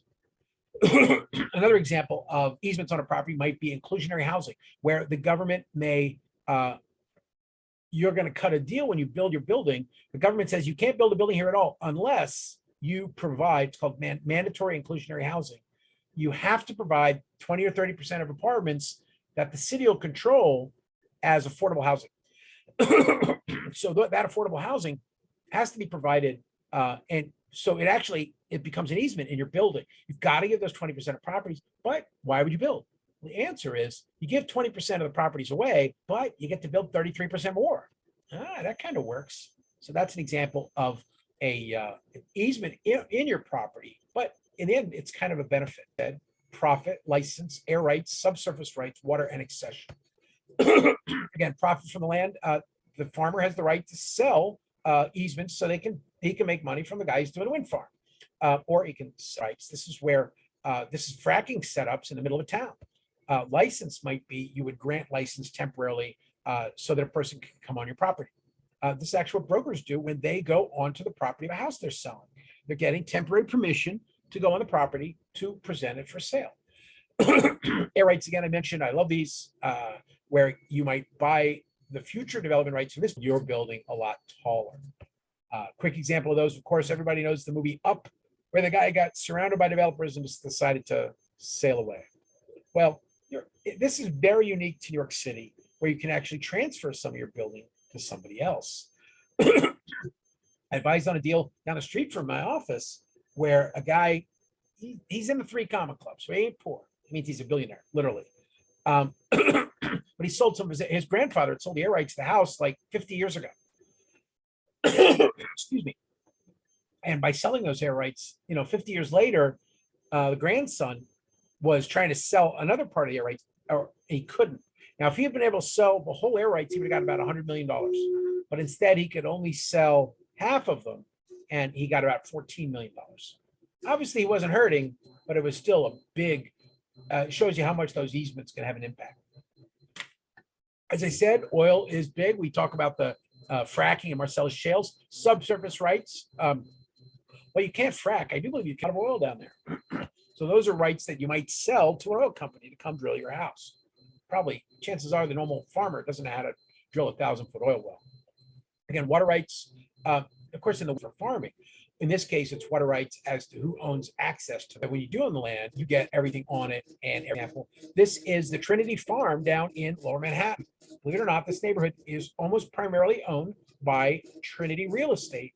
They got this property the old-fashioned way. Trinity Real Estate is the real estate arm of Trinity Church. Trinity Church in the 1750s got the land from King George II. So they've had it for 270 years. Along the way, they have done land leases where they would lease a lot, and they would lease the lot, let's say, for 99 years. And then 99 years later, they get the building back. Remember, these owners are there for 270 years. So leasing the property is a good deal for them. Okay, we've talked about liens and easements. Quickly, an encumbrance, a lien is an encumbrance on a property. Encroachments, easements, leases, liens, these are different types of encumbrances, okay? And they're usually on just the house, not the person and his other properties. A lien for property taxes is a specific lien. You don't pay your property taxes, they take your house, but they don't take your, whatever else. We don't have debtors' prisons again yet. Mechanics liens, for instance, are that a court case might be coming. And this is something that can, because it appears as a encumbrance on the property, it can block sale of a property. Jump through here. We're going to take a 5-minute break and then we're going to jump ahead. These are all the questions from the book. So go ahead and read them in the next 5 or 10 minutes. I'm going to rest my voice and you are going to enjoy a 10-minute break. And then we're going to start going through titles and closing costs. Before I go on break, does anybody have any questions? We've covered a lot of stuff. Again, oops. Where are we? There we are. We're going to be covering 163 to 186, I believe, which is part 2 of chapter 4. We'll be talking about the closing. How are we doing, guys? Everybody surviving? I can't hear you. You saying something? Yes, sir. Okay.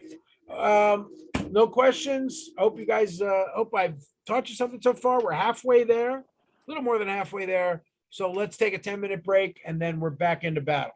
Enjoy.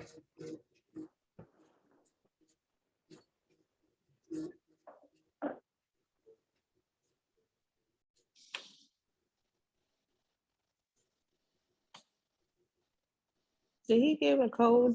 Does anybody know? Second code, not yet. Oh, okay.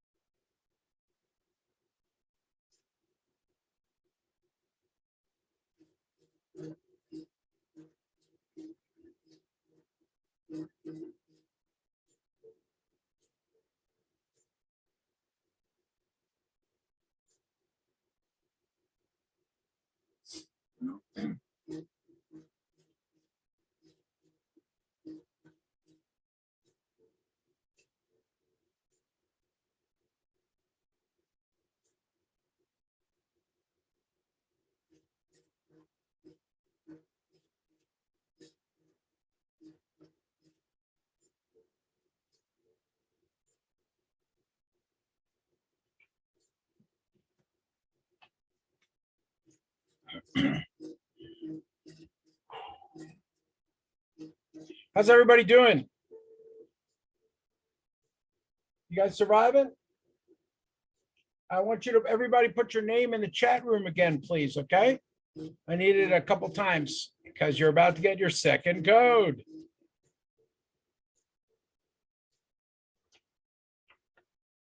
I hope the graphics are useful for you in terms of having the presentation to help you understand the concepts in the book.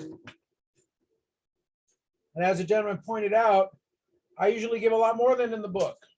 And the reason why is I want you to be ready to be a broker. I want you to think about the macro and figure out how to make money from it.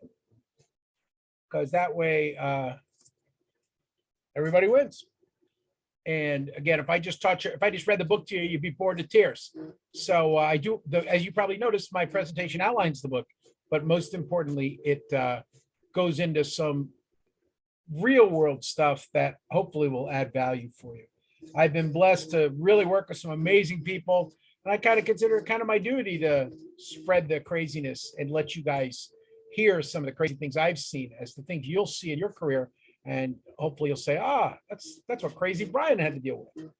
New York City real estate is really amazing, absolutely insane. I mean, look, a real estate developer becomes president, you know, I mean, good or bad, but ironically, he was a Democrat the year before he became the president as a Republican.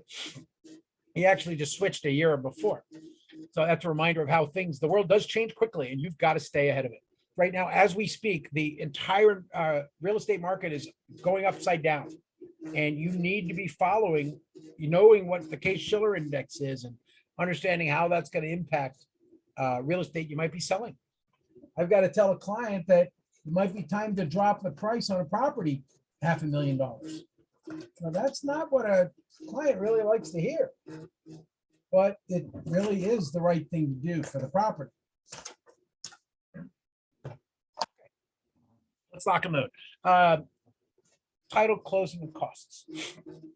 Now, of course, everybody wants to close. That's when we go through all the parts of the closing. We think about things like the deed that's going to be presented as the new deed for the property, which carries forth all the limitations and easements from the old deed.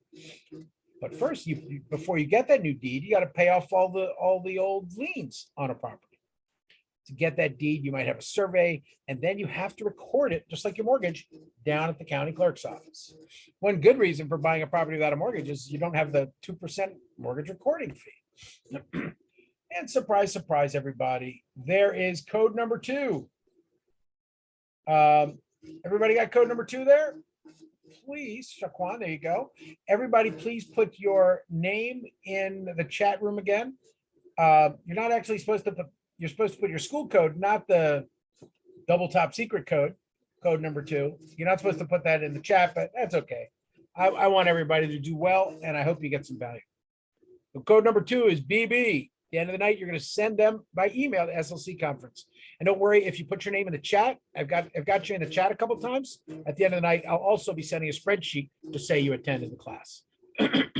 Although in full disclosure, well, iPhone isn't here right now, but one person, if you have a chat name in Zoom that I don't understand, that's why it's so important to put your name in your real name in the chat so I can give you credit. Okay, significance of the title closing. Well, you are alienating the property. I'm the seller. I want to get rid of this thing. I am alienating myself from this property. I want nothing to do with it anymore. Although I may choose to have some connections to it, but for the most part, it's yours, baby. You and your bank take it from me and my bank and all my lienors that might have liens on a property. Again, the parties at the mortgage, there are many people that are involved. They're there to review and sign documents, pay and receive money, the buyer's going to receive the title, but they also may give a mortgage to the bank. And when they give the mortgage to the bank, of course, they give the mortgage, they get the cash. That kind of works, right? You get the money to buy the house, but the bank says, look, I see this piece of paper. If you don't pay me every month, you're in default, and I'm going to foreclose on your tail and take your property from you. And then, of course, once the seller's bank is paid, because they have the first lien on the property, then the seller's second mortgage is paid, then the seller's liens are all paid. Then, after all that, the seller is going to get a check. And that's the deal. The lawyers make sure every lien gets paid before the closing happens. Okay, let's think about that closing process. Of course, before all the bank process happens, you're the happy buyer. I'm in love with the property. I want to buy it. Okay, so you wanted to buy the property. You put in an offer. The offer is accepted. That's good for the broker. That's when the broker gets paid. That's when the broker is entitled to pay. So once you've brought that offer to the seller and it's been accepted, then the fun begins. That buyer has to go in. Hopefully he's put a down payment, because if he's a deadbeat, he applies for the mortgage. If he's not pre-qualified, he's going to go to the mortgage company. The mortgage company is going to say you can or can't have the money. They've done an evaluation of your assets and they say, okay, yes or no. In this case, they say yes. Hey, they got pre-approved for $500,000. They bought a $400,000 house. No problem. The bank, again, they go through the verification process, employment stuff. Do you have the funds? The buyer submits all their supporting documents. The bank approves, the mortgage company approves. They're going to, or the business happening. The seller is being investigated. The title company is, the mortgage company is investigating the buyer. The seller is being investigated by the title company. Are there any open liens? The contract is done. They start putting all the future potential taxes that have to be paid. A title examiner will go through to make sure that the clean chain of title. They'll commit to issuing the title insurance. if a title insurance can be issued, then that means this guy's bank over here is confident that lien on the title, then the title insurance will kick in and the person who has the lien will get the lien and the mortgage company won't lose money. So the mortgage company is protected by the title company. And you get the title, then you go to the closing and boom, you get paid. Now, title, I said this earlier, and some of you might be into crypto a little bit or whatever. I've actually been playing with crypto for 15 years. So I really, since 2010, I was dealing with blockchain, excuse me, with Bitcoin. The point is that the chain of title in a property is exactly the same in concept as Bitcoin. You are recording throughout history in New York City. New York land records go back to 1630, okay? And throughout time, you could identify the buyer and seller of the property in each transaction. When it happened, block and lot of the property, etc. In this case, instead of block and lot, this is Erie County, which is in Western New York. And this is an image. Instead of block and lot, they have a book. And in the book, there are lot identifications called libraries. And so this is the library is the book. The page on page 318 is the definition of this property. These books used to be really expensive. Today, of course, they're all online and on the internet. A real estate transaction, very quickly, the buyer, let's think about the early phase. Maybe I should have put this first. Buyer, first he figures out how much he can borrow. He gets a little education, goes look at some properties. He finds the property he likes, he puts an offer in. The offer goes in, presents to the seller. The seller says, okay, we'll think about it, but, and the buyer says, well, I'll give you 500, but I might have deduction if the home inspection comes out bad. So I want up to $40,000 credit if they find lots of problems with the home inspection. And the seller says, okay. Now, the buyer again continues the pre-qualification, gets the loan, gets the pre-approval, and then really should be doing that before he goes shopping. Approval, they get the ratified sales contract, seller agrees, and then they go through, the buyer might schedule inspections, collect all the disclosures, which we'll talk about. We talked about a lot of disclosures in the M12 class the other night. And again, all the disclosures have to be in place. And while that's happening, the bank is working out the loan, making sure they understand how much the existing owner owes. So everybody's getting, all the liens are going to get paid first, right? And then you get to the closing. Now, it used to be everybody met at a closing table. These days, it can all be done online. Often, the one thing that can't be done, although they just solved this as well recently, you could get everything but the notary done online. My brother sold a house during the middle of COVID, and he had to have a notary come to the house to notarize his signature. Other than that, everything can be done online. And again, this year they figured out a way to do even the notary online. Again, buyers and sellers. The seller grants the property, and they get paid. Sellers usually has an attorney in New York State. It's actually kind of required to. The buyer actually doesn't have to come unless they get a mortgage. Then they better show up. The seller or the seller's agent has to be there because they are alienating the property. They're selling the property. Buyer's agent has to be there, and they're not real estate agent, but their agent as in form of the attorney. The brokers try to be there, but they may not be allowed. The brokers are there because they want to get paid, right? They brokered the deal, so they want to get their checks. Who's going to pay them? Usually the seller. There's a lot of different charges, as we'll see in a minute, as you can see ahead in the chapter, a lot of different charges that happen at the closing table.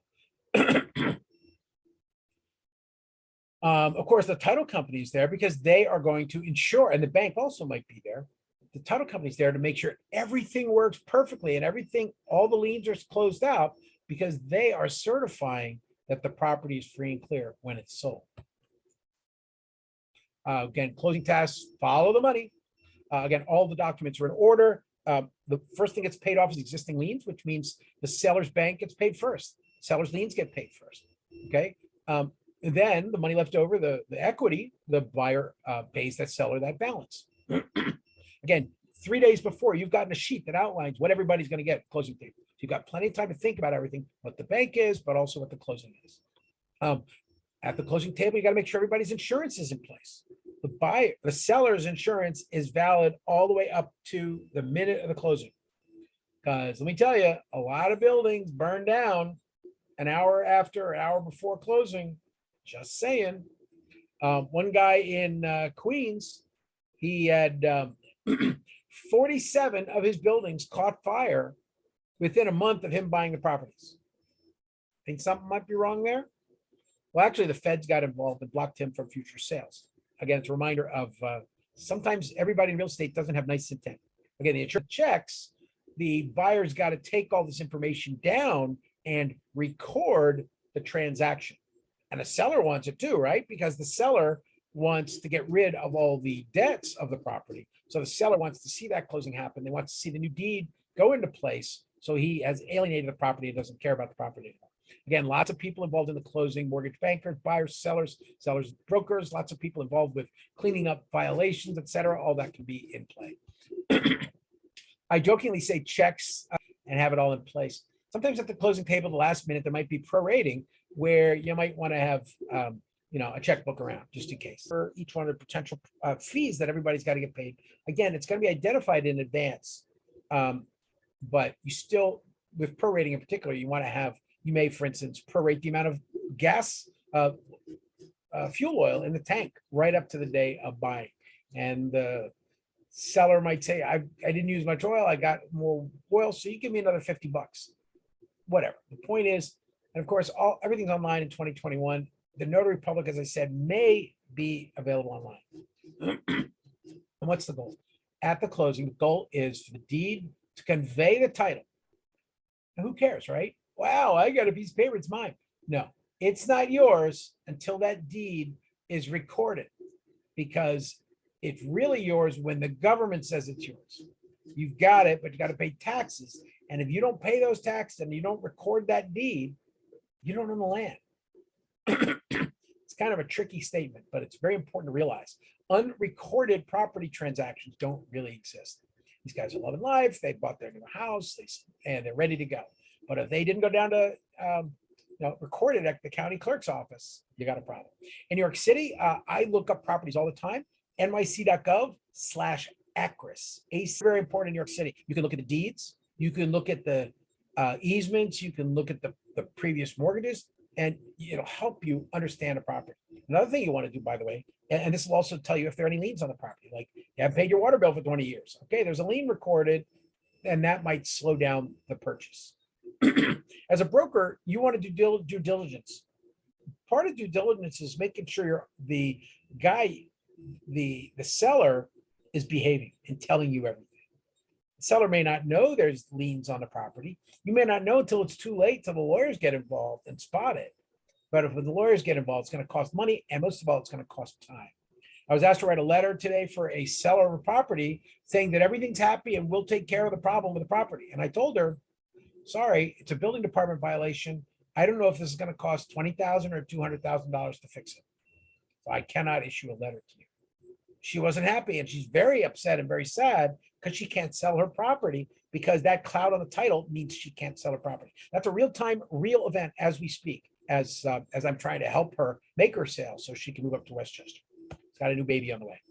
Now, with properties, you always ask the question what a property is. It's properties in New York City will both have a tax map that we see online. That's what the city says, but there will also be super accurate survey maps. And this is, again, a survey. We'll put one of these maps together to exactly record the limits of a property. There's a property out in I had to take some of the names out, but it's out in Brooklyn, where it's kind of a weird shaped lot, right? The diagonal running through it. And in this case, the house has some stairs that are paced. These two parties don't really care, but sometimes that encroachment can really cause a problem. Now, alternatively, in a deed, it'll have what's called a Schedule 8, which is the legal description of a property. It'll say something like, starting from this corner, go 56 feet that way, and then 20, then 100, then maybe 30 feet at this weird angle, and then back 80 feet. And that defines the geometric perimeter of your lot. Okay, that's called surveying technology. Now here you can see the survey numbers, and rectangular, like New York City. New York City is the exception rather than the rule. In this case, this is a recorded sheet at the county clerk's parcel number 5, And parcel number 5 is a really weird shaped lot. But if a surveyor goes through this, and usually there's some old sticks that it can stick into the ground, they will be able to exactly trace, your property. And they're usually good within a couple, an inch or two at the worst, 1/8 of an inch usually. So these surveys may very well be part of the closing to exactly define. My friend had a survey done at property next door, and his uncle's fence was 10 feet over the property line. So he had to go to the uncle and said, "Uncle, I might have to sell this property. So you got to move your fence." And the uncle was really mad. And he showed him the survey and said, "Look, dude, get over it." In this case, he said, "Look, if you take that fence down, I'm going to sick mom on you." So in this case, the guy's problem was solved because mom was, of course, the uncle's sister, and they didn't want that. Big picture is, of course, legally defining a property with a survey eliminates all question. The surveys are exact. And sometimes two surveyors will disagree. And it's not uncommon where this guy says, "Well, you're a 1/2 inch over the property line," or, "Well, no, you're a 1/2 inch over my property line." And when that happens, you got to go to court. The building department doesn't care. They just say, "Shut up and go to court." And the court will then determine which of the surveyors is correct. Or usually, of course, they'll have a third surveyor come in. So the survey is such an important delineation of the property. Other closing documents. This is on page 165. Go through some of these. Believe it or not, you're buying something. So you're actually going to get a bill of sale. Now, the good news is you're not paying sales tax on it, but you are paying other real estate taxes on it.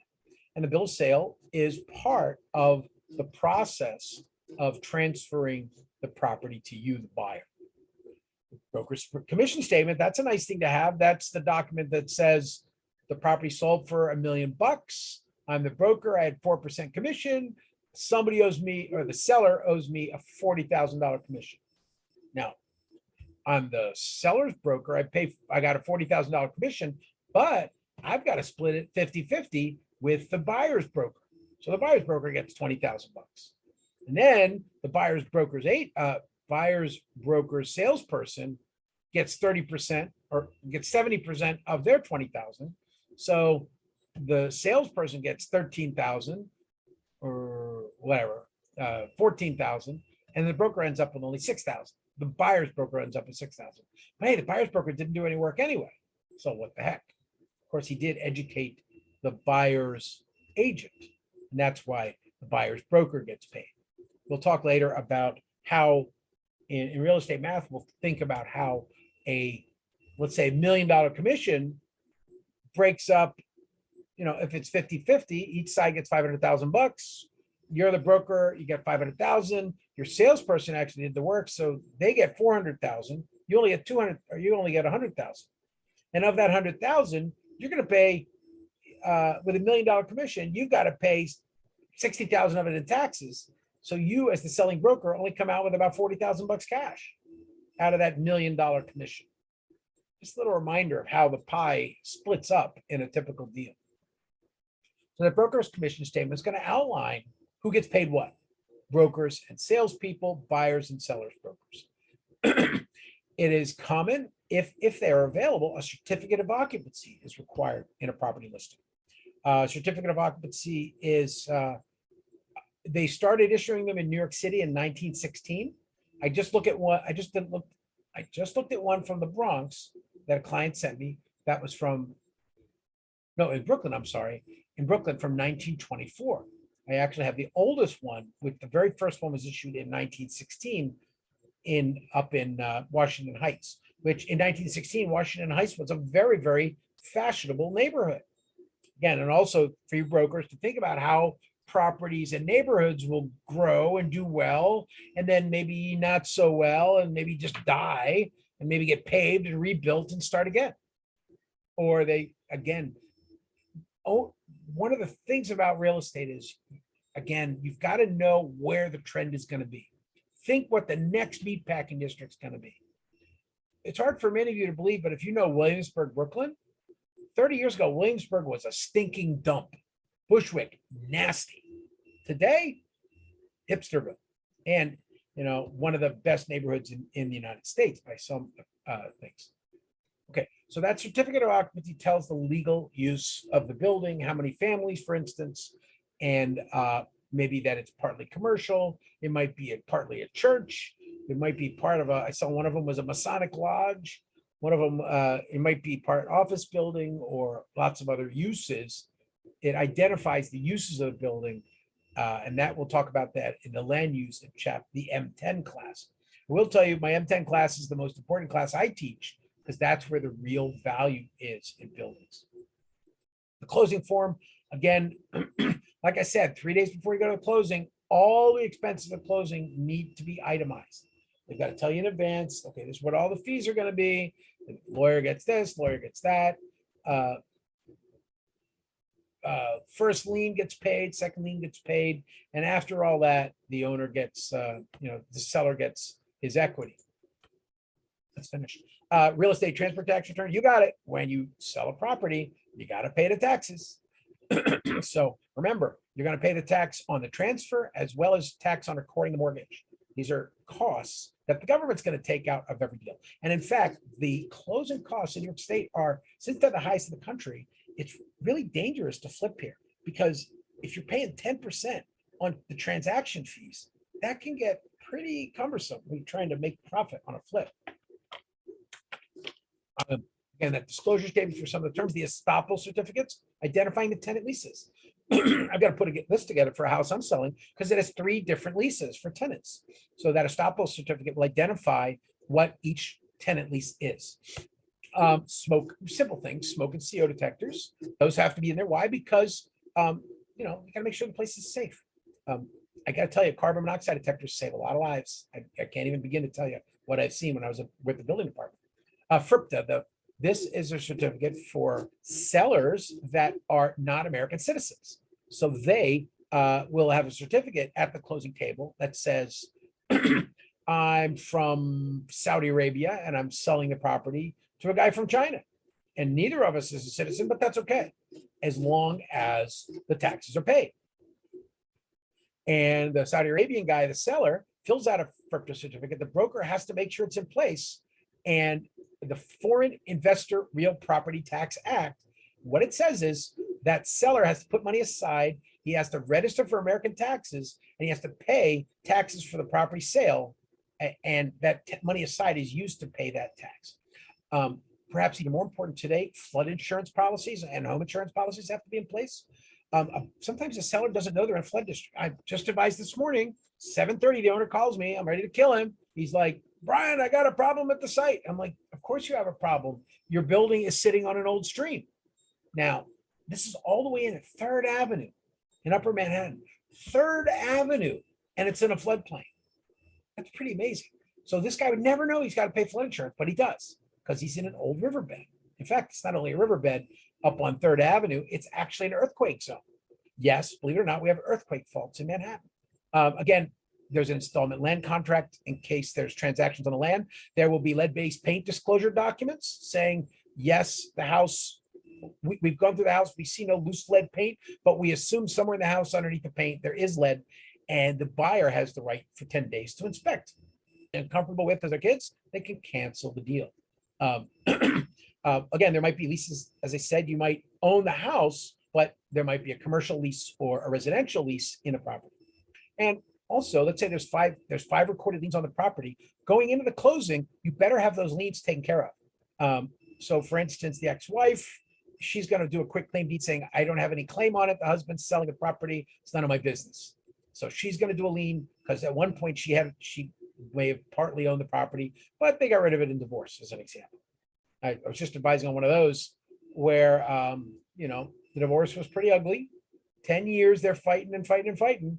I think the lawyers were the only winners, but they're finally selling the house. And she hates the husband, but she's still going to have to file a lien waiver. So to make sure the husband doesn't put any claim on the property when she sells it.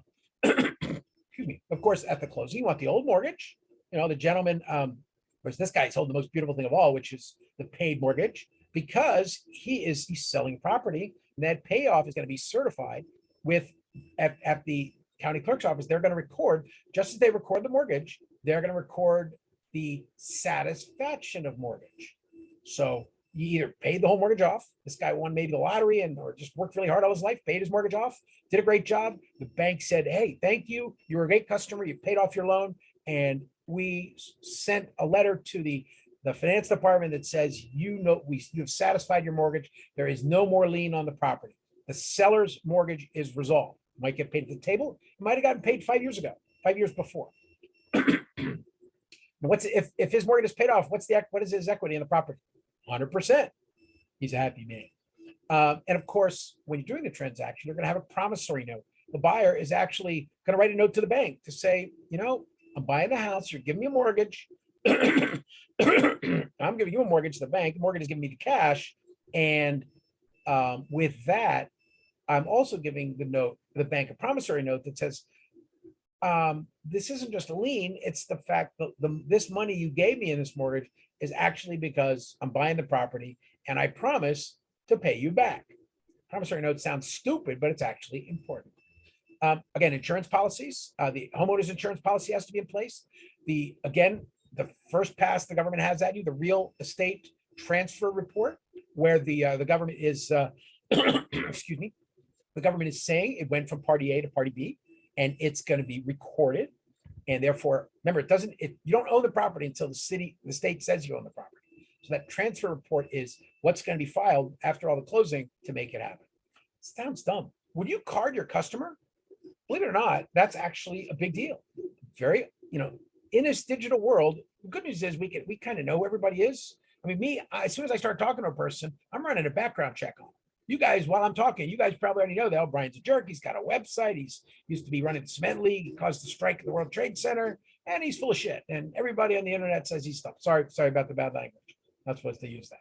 The point is, we have a world where we can cross-check everybody, but it's actually a really good idea to ID everybody at the closing. In fact, that's me. You're going to put your license on the thing or passport or whatever you have as a document to show you are actually the person that's signing the document. And of course, who's the most important person to verify identification? That's the notary public. The notary public has that very powerful job of making sure that everybody who signs something is who they say they are. Now, going through, we put all the paperwork together. We're going down to the county clerk's office. We're recording it. And when you record a title, you are serving constructive notice. You are by recording a property, you're telling the whole world through constructive notice, the city or the county is going to protect and tell the world that you own the property. Alternatively, you could do actual notice, which in theory, you go to all the individual parties and say, hi, you have a lien on the property. Actual notice, I'm giving you a quick claim to say that I no longer have a claim on your property. So actual is like when you're served. Has anybody ever been served by the court? When I was with the building department, I got served all the time by people trying to sue. And of course, I had basically immunity, so I really didn't care. But people would come all the time with a subpoena, and I just say, go talk to them, send it upstairs to the lawyers. But technically, they had to come and touch me with it. That was actual notice. You guys have all seen that before. Constructive, again, is you might put information in a newspaper. For instance, when I set up my company, I paid a company to put advertisements in newspapers for me to say to the world that I was Skyscraper Foundry LLC and my company. Now, when a property's sold, we've been talking about this a lot tonight, which is there anything that could screw up the sale? Marketable title is very important. What happens is that title company, as I said earlier, they are going to research the blockchain, the chain of title of the property. Again, you crypto guys and ladies, that actually is the concept of blockchain, where you are being able to find a record of every transaction on that property forever. Well, blockchain has actually been written by hand for 400 years in New York City. Today, we have it in a crypto, whatever. The concept is the same. The idea is they're going to look at the record, make sure that this title is accurate, that you are buying it from the person who appears to legally own it, that if they don't appear to have anybody else putting claims on it, that's what the title search does. Because you're buying the property, but you may find out that the guy selling it to you didn't own it. And at that point, your title insurance is going to kick in. It's not going to help you. You're still screwed. You got to move out. But it's going to help your bank, and the bank will get paid and insured for the money they just lost, because they just lost everything that you gave in the mortgage because that other person had a claim in the house. Again, financeable title is when the lawyers, the financeable title means the title's got enough clarity in its chain of ownership that it meets lender standards. Let's say you can see who's owned the property for 50 years. That's one way to do it. And that chain long history of who's owned the property. There's a little chart in the book. It talks about people that, A sells it to B sells it to C sells it to E sells it to F sells it to G. Who owns the property? Well, C never sold the property. I don't know if I said that right, but if there's never a recording of somebody selling it, then the new buyer doesn't actually own it. Again, a break in the chain of title, as you might see on the little chart in the book, that implies there might be lost information, and that lost information in the chain of title could be a claim. Oh yeah, I forgot, I sold it to my uncle. Oh, thanks. You didn't record it. Well, I did record it. They just lost the paperwork. Well, I have the paperwork, so I actually own it. You don't own it, and you weren't allowed to sell it. So I'm glad you made money, but I actually still own the property. That's the kind of stuff that can happen. If the mortgage assignment and the deed is not properly recorded, there's question as to how it can be done. Now, in 2008, the mortgage recording was pretty important too. And in fact, a lot of banks got in a lot of trouble because the mortgages weren't recorded properly. And some bank can't prove that they owned it. They can't prove their chain of title. They scanned it, digitized it, and whatever. And the bank says, well, I bought it from Joe, and Joe bought it from X, and they bought it from Wells Fargo. Wells Fargo bought it from Morgan. Morgan bought it from Bear Stearns. Bear Stearns bought it from Lehman. Lehman went bankrupt. Uh-oh, who owns the property? That's what chain of title is. Trying to identify the exact conveyance titles and dates to identify who owns the property. Now, once they've done the research. Now, if all goes well, these days, again, the research is pretty good in most buildings where, New York City, they have digitized all the records so everybody can see them, but there may be something wrong. Again, a secondary claim, a second mortgage that never got paid, a lien that's still active that never got paid. And with that, the attorney has got to review all the information on a property, make sure that what he believes in claims, and he has to provide a letter. The attorney letter or attorney's opinion says that it appears this house right here, like a 12-family house, and the store may have the old tenant who's not there anymore may not have been evicted properly, so he may have a claim, and his claim may tie up the sale of the property. The vendor's affidavit. No, it's not squirrels. The vendor's affidavit is a reminder that when you guys sold the property, and since when the title search happens, say I'm going to search the title in March, and in May we're going to close, and in May you're going to sign an affidavit that says between March and May I didn't affect the property anyway. I kept the squirrels from destroying the property, and the buyer in May is going to get exactly what he saw in March.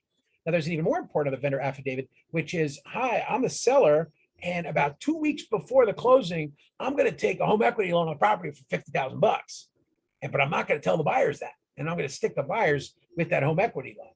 So I'm going to Vegas, blow my $50,000. The buyer is ready to buy. He doesn't know about that $50,000 debt. And then the seller has to sign a vendor's affidavit saying that there aren't any new debts put on the property that would put a claim on the property. He signed it. He's now committing fraud, and the buyer can hopefully right at closing, the lawyer's going to check again and find out that that home equity loan was done 2 weeks before, and bam, cancel the deal. It used to be there was about a 30-day window between paperwork and closing. So I'm bragging, oh yeah, I'm putting 30 houses under contract, and I'm calling every one of them my personal residence, and I'm going to each different bank. But don't worry, those banks won't know. It's going to take 30 days for the paperwork to reach the records. Well, that's actually committing fraud, because he said 30 properties were his personal residence, which, by the way, has a big impact on taxes. In this case, the vendor's affidavit is, I certify that I'm selling the house to you, and it's almost exactly what you found when you wanted to buy it. Title insurance, again, this is the insurance that protects the buyer's bank, not the buyer. It may protect the buyer as well, but its purpose, the insurance contract, again, has to be in place for the buyer, ensuring that the buyer will not lose if the title to the real estate is not good. Uncle Joe comes back and says, oh no, I own this property, but I just paid $1 million for it. Well, you're an idiot. No, the title insurance company's an idiot because they didn't find that Uncle Joe has a claim, and the title insurance company's got to pay the buyer's bank to basically give the property back to Uncle Joe. Now, where's a closing held? Again, at agreed upon location. these days. It can be virtual, definitely. I'm setting up a virtual one right now because the seller of a property I'm working on, she's in California and she's pregnant. So I don't want her to travel, and she sure doesn't want to travel. So that works out for everybody. So we're going to do a closing remotely if I finally find a good buyer at the price we want. Typically, it might be at the lender's office because at that morning, before everything happens, the bank lender he's got all the cash. The lender is going to put a mortgage on the property, but he's bringing, the money to pay the old liens, pay the brokers, pay the salespeople. Well, some cases. He's going to pay the seller, and the seller is going to pay his salespeople. So the title companies, county clerks, etc. The reminder of prop tech companies were supposedly going to change the market completely in 2010, but as time went on, we are seeing that the old style brokers are doing pretty good. I threw this considered debt that nobody would ever need a broker anymore. Fact is, brokers have provided value, especially in turbulent times. And like I said, you got to have high hopes for a living. And in those turbulent times, this is where you are going to outperform the computer. Again, as I said, something go wrong with a property an hour before or an hour after closing. If the house burns down an hour before closing and nobody knows about it, what's going to happen? An hour before closing, the seller's insurance was still in effect. So that seller's insurance is going to kick in and pay off the damage. An hour after closing, that buyer literally had to put insurance on at the very minute of closing. So an hour after closing, the buyer's insurance is going to pick up the tab. Why do they do that? Because they want to have that overlap, the perfect symmetry and overlap to make sure there's no period where the building is uninsured. Because as I said, buildings do have events right around closing time. People get creative, rather interesting finance. Oh, my building burnt down. I just bought it. And now I get this big insurance payment. Oh, but you were going to demolish it. Oh, I don't have to demolish it now. It burnt down. So I just saved $100,000. Oh, and I got instead of paying $100,000 to demolish, I get paid $300,000 for insurance. You can see how that works. Okay. Now, when you're taking out a mortgage, the bank, the buyer's bank is going to provide a disclosure based upon a law called TRID. This is important. Write this one down. TRID is it's a combination of two other laws, TILA, the Truth in Lending Act, right? TILA, and RESPA, the Real Estate Settlement Procedures Act. So TILA RESPA is the combination of these older laws, and it tells the mortgage company what they have to disclose when you make a loan. It sounds crazy, but years ago, they would just say, oh yeah, you're getting a 4% loan and no problem. And then you get to the closing table and your loan is 6%. And I hate to say that's happening to a lot of people right now, right? They didn't lock their loan rates and now people are getting absolutely hammered. If you went into contract in March on a house the interest rate was 4%. And if you didn't lock that interest rate in, you're smoking up to June and all of a sudden you got to pay 7%. And your payment goes from, in this case, about $1,800 to $2,500 a month. So, wow, I can't afford this. I got to walk away. I'm going to walk away from my deposit and not buy this house because the bank jacked interest rates on me. So they have to tell you 3 days in advance through the TILA RESPA disclosure rule and the real estate settlement procedures. It exactly outlines that you have to tell them in advance. And what is the broker's role? The broker is going to tell, you got to be very careful about giving any information on loans. You're not going to say to a person today, oh yeah, you're going to get a 6% loan. You're not going to say that. You're going to say, bankrate.com says that a person with an 800 credit rating will be able to get a 6.5% loan as of Friday. And that might change. So keep an eye on it.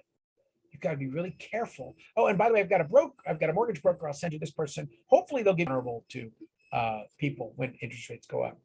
You guys may not realize this. It's hard for us old timers to imagine, but since 1982, interest rates have been steadily falling for 40 years. And all of a sudden there's this huge spike. It's really quite remarkable what's happening. It's hard for most people to imagine. Prices go up, interest rates go down. Well, here's the dirty secret. If interest rates go up because of forces, out there, prices may go down. I'm advising on a deal right now. They are trying to buyer offer $1.8 million for an apartment. And now because there's been haggling because of some open liens on the properties, the buyers now come back and said, "Oh, I'm only going to give you 1.6 million now." Ouch. And oh, by the way, if you don't get the picture, she's been emailing me 4 times today. If that letter doesn't happen, which is not coming from me, it's got to come from the condo board. If the condo board doesn't write a letter for her saying that everything's happy and the condo board is going to pay for it, then the buyer may, go to 1.4 million for the buyer price. This is kind of the crazy stuff that happens in real estate. In commercial, it gets really wild. Did you buy the air rights? Do you have the liens? Oh, you got to close on this thing. You got to pay an extra $20 million to get the tenants out. These are some of the things that might happen. TRID, that Truth in Lending, Truth in Lending Act, Real Estate Settlement Procedures Act, the disclosure rule, TILA, RESPA disclosure. Okay. The goal is, of course, it usually doesn't apply to all loans. It applies to mostly houses. Okay. If you have a case, it's usually not allowed in residential buildings, but actually things like adjustable rate mortgages are suddenly coming back in spades, becoming very popular again, and they may have certain payments along the way. Construction loans, those loans will be, they have to disclose their terms, and basically any loan that's going to be backed up by government agencies, the financing, and that's going to come in the HUD-1 form. Now, this TRID, this crazy paperwork, does not apply to the usually much smaller HELOCs or home equity line of credit. That's more or less like a credit card. It does not apply to business credit, and it does not apply to non-residential loans. So this TRID is the reason why you have all that crazy 5 pages of paperwork with your credit card company. Credit card companies, of course, are closed-end credit. Okay. Conversely, this is really important. I've got 2 credit cards that are business cards, and my business cards, they actually, the disclosure does not apply, so I don't have as much protection. These TRID really is there to protect residential buyers. It does not protect commercial buyers. Now, my commercial interests are paid because the banks don't like me. I'll hunt them down. No, just kidding. Don't say that. Again, the Real Estate Settlement Procedures Act regulates the banks making the loan. They have to tell you, Citibank puts in your statement 2 pages of gobbledygook. Read it once in a while. Again, in that gobbledygook, it says, we own this. We get 15% rate. The credit cards, they have the right to jack the interest up if you don't make your payments. Now, they can't do that with mortgages, thank goodness, but that's part of the RESPA. The goal, of course, is to do the fine print so that borrowers that want to be informed, most borrowers don't want to be informed, they will be protected from deception because the bank told you everything in 3-point print. And of course, one of the goals of settlement procedures, by identifying every cost of the closing table, it eliminates kickbacks, and it hopefully will eliminate things where the broker might have been paid under the table also by the buyer or whatever. Now, the real estate settlement, again, that good faith estimate, this is where the bank has to make a statement, roughly what the terms are of the loan based upon the day of doing it. And again, on it, the HUD Form 1 forces the bank to identify, the 5.6% mortgage that you're going to get and the $1,200 a month you're going to pay for 30 years to amortize that 5.6% mortgage. One of the very important things with dealing with properties is rate locks. This is where a buyer, right now I'm a buyer, I'm scared to death interest rates are going to go up. So I may pay a bank before I start shopping. I may pay a bank $10,000 and get a lock on a 4% interest rate for 3 months. And if I borrow for 3 months, they have to give me a 4% rate. They kind of sold actually a financial option on me. Rate lock is another way of saying a put and call on for you stock market guys and ladies. And with that, there's also a closing statement. This is probably more important because it's going to tell you who got paid. One was the HUD Form 1 of the good faith estimate tells you how much you borrowed. That's for the buyer. The closing statement identifies everybody who got paid. Now, this is a quick estimate, a good faith estimate of a loan where, again, the federal bank, the lender, the borrower's name and their information. And then on this good faith estimate, they'll say, well, you got to do 6% or whatever. Now, at the settlement table, again, they're going to identify they're going to, with this, they're going to identify all of the, again, the borrowers in case something goes wrong, and that's going to be part of the process. Now, with the closing statement, they have 3 days. You gotta have the paperwork in your hands for 3 days and locked in, so you totally understand the price before you can close. So again, if you did it on Monday, you can't close. If they have to send it to you on Monday, you have to get it by Thursday. 1, 2, 3. On Monday, you can do the closing. Okay, so that 3-day disclosure is very important again because interest rates might spike, or you've been mailed this closing statement 3 days before, and you say, "Oh my gosh, I thought my loan was I was going to pay $1,200 a month in mortgage. My mortgage is going to be $19,000 a month." I don't know, pretty crazy. The point is that disclosure is really important for buyers, and that they had to pull the teeth out of this for the banks. They had to write federal legislation in RESPA and TILA, truth in lending, exactly what it says. You're lending money to a person, the bank's got to tell the truth. RESPA, same thing. Real estate settlement, that's the Closing Procedures Act. Closing procedures. RESPA is closing procedures, and then we move forward. Again, as a broker, you got to hand out the HUD booklet. I got to print something. If the buyer is looking for a loan, you can't tell them really, "Hi, I can get you 5%." As the broker, you're working for the seller. It's not your duty, and it's kind of a conflict of interest to help the buyer get financing, unless you have dual agency, approved dual agency. But again, this settlement, this will take the buyer through a little understanding of what that's going to be. Because the biggest, like in New York City, New York State, the biggest problem, you might buy a house, let's say in Westchester for $500,000. So your payment, let's say $2,000 a month is your mortgage payment, right? But you're going to have $30,000 in property taxes. So you're going to pay $2,000 a month in mortgage principal and interest, but you're going to pay $2,500 a month in property taxes. That's a big deal. Again, the New York City area has the highest property taxes in the nation. Again,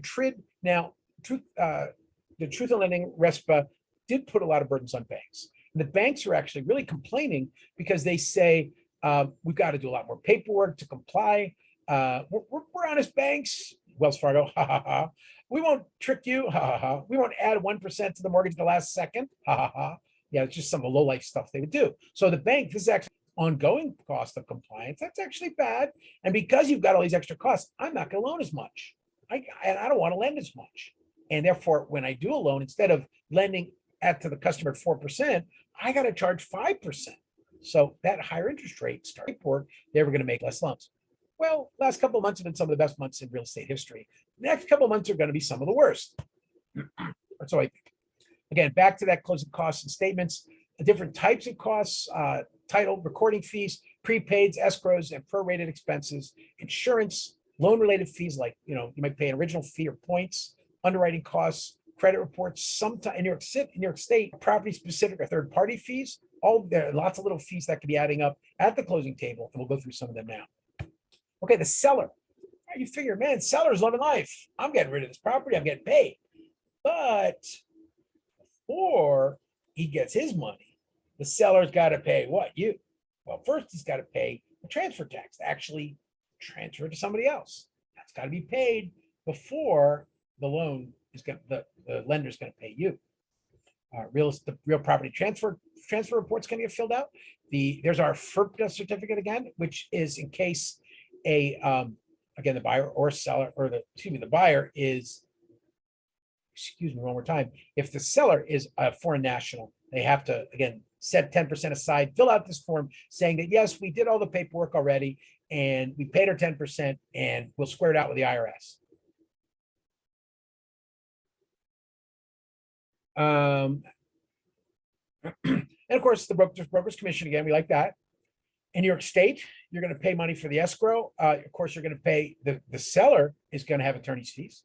The seller is going to be paying for recording. Of course, the seller has to, as we said, get rid of all those existing liens. And there may actually be condos and co-op fees. And for some reason, I have FERPA here yet again.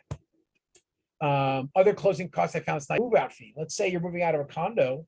There might be $1,000 set aside just for all the banging up on the walls that you do.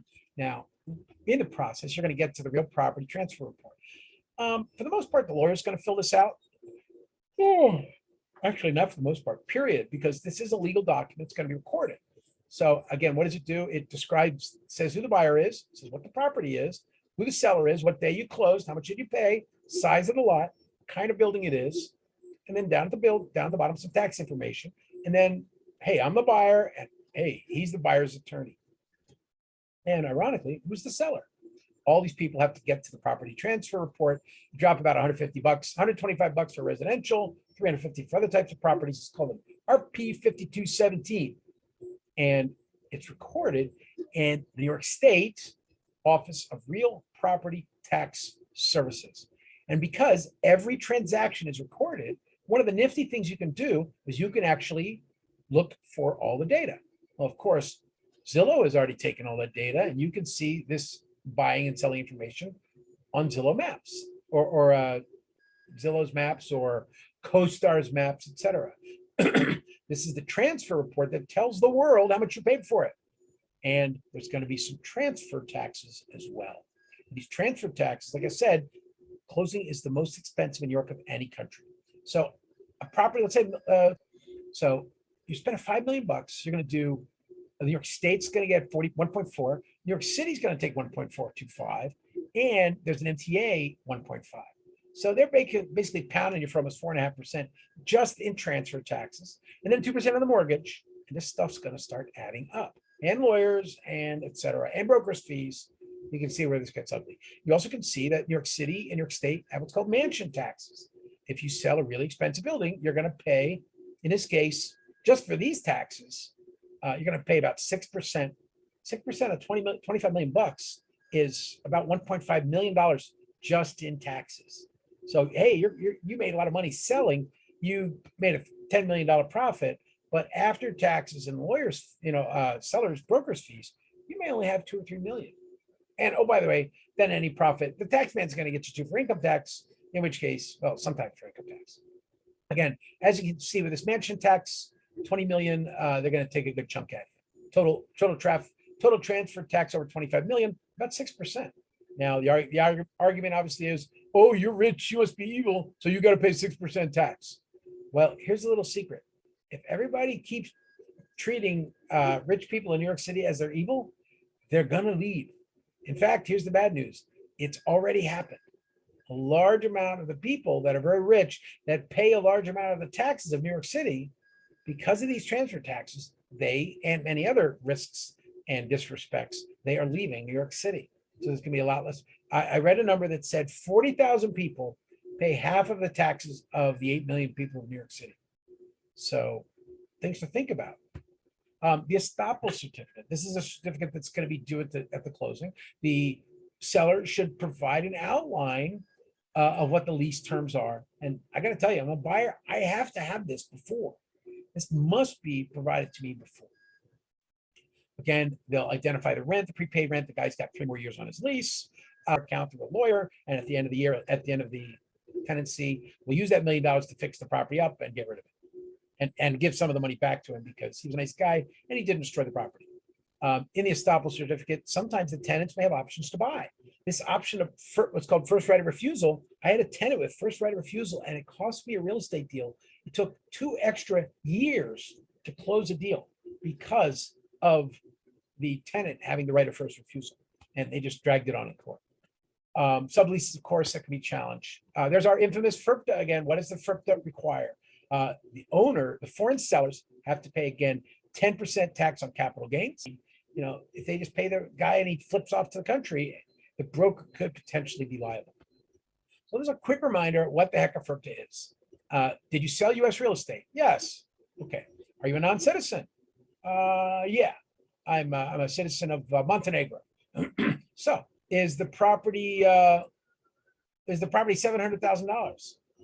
Yeah, I sold it for $700,000. Well, that's it's not less than $700,000. So it's more than $300,000. So you have to pay that 10% withholding tax. Less than $300,000, they don't really care. And of course, one of the most important things of all is, what is the commission split? I just talked about this earlier, and the commission split again is usually if the seller is paying the broker, then again, the broker by obligation is going to, and by contract, is going to have to split, they may have to split their fee with a buyer's broker. And then again, that buyer's broker, as I said, you get $1 million commission. The buyer's broker gets 50%, seller's broker gets 50%, and then they break it up to their salespeople. And what if the buyer doesn't, what if the seller doesn't believe the broker actually had the right to sell? He can actually not pay the broker. It's happened to a friend of mine where he went to the closing table and he's waiting for his check and it never comes. The lawyer goes out to the car and he follows the lawyer out to the car and he's mad, give me my damn check. And the lawyer says, watch your mouth, don't touch me or I'll charge you with assault. The buyer, or excuse me, the seller told me not to pay you.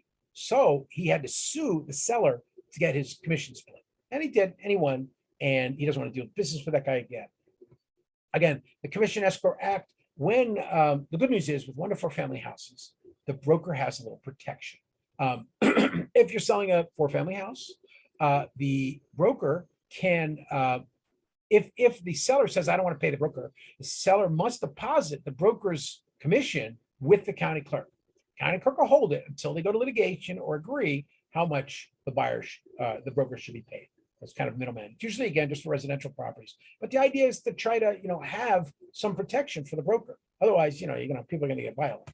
Again, attorneys always get paid. Why? Because that's the way the world works. Lawyers are paid by either the buyer or the seller, whoever hired them. They can charge anything they want. There are no fixed fees. Architects same, no fixed fees. They can charge whatever they feel like or whatever you agreed to. Generally, though, good lawyers save money. I work with some really amazing real estate lawyers, and they really know their stuff. But they still hire me because there's a lot of things I know that they don't. And we all work together to try to help closings happen. Now, at the recording documents, we think of getting that clean title, a clear title.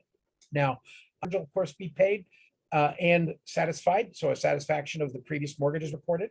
All of these liens will be registered also with the office of the county or city register. So all the liens have to be clear. Quick claim them away, make sure there's no problem. Nobody's got claim on the property, and that'll give you clean title. There's an example of a mechanics lien from the 1890s, 100 years ago. So this mechanics lien is now void. Technically, if they had renewed it every year, it would have still been valid. On the left side, again, violations are, lawyers are calling you all the time saying, oh, we've got violations on the property. DOB, that's at apartment buildings. HPD for apartment buildings, that's housing preservation and development. DOT, you might have a broken sidewalk. I've got a lady who's dealing with that right now. I've got to get that solved. Fire department, ECB, and a lot of different agencies in all the different towns in New York of the state. The title company ideally will pick these up, and you as the broker may have to help the owner sort them out. Now, with every property in New York City, at least, you want to try to identify the property. And every city, every town has something like this. I said this is the original blockchain, ownership of property, and they also want it online because if it's online, you will pay your property taxes online, which saves everybody money. So on a typical New York thing, a couple of things I want to point out to you. Again, the tax block and lot.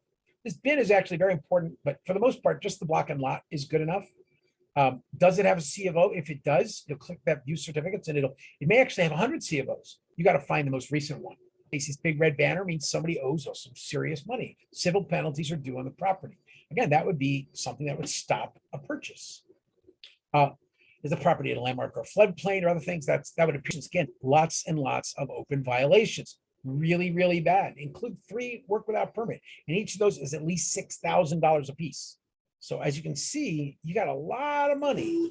That when you go look at the property profile, you'll find a lot of bad news. What you want to see, for instance, is open violations are 0. You want to see none of these red banners. There's an orange banner that's even worse. The yellow banner, that's called a vacate. That's the worst. What else do we have? Let's take a look.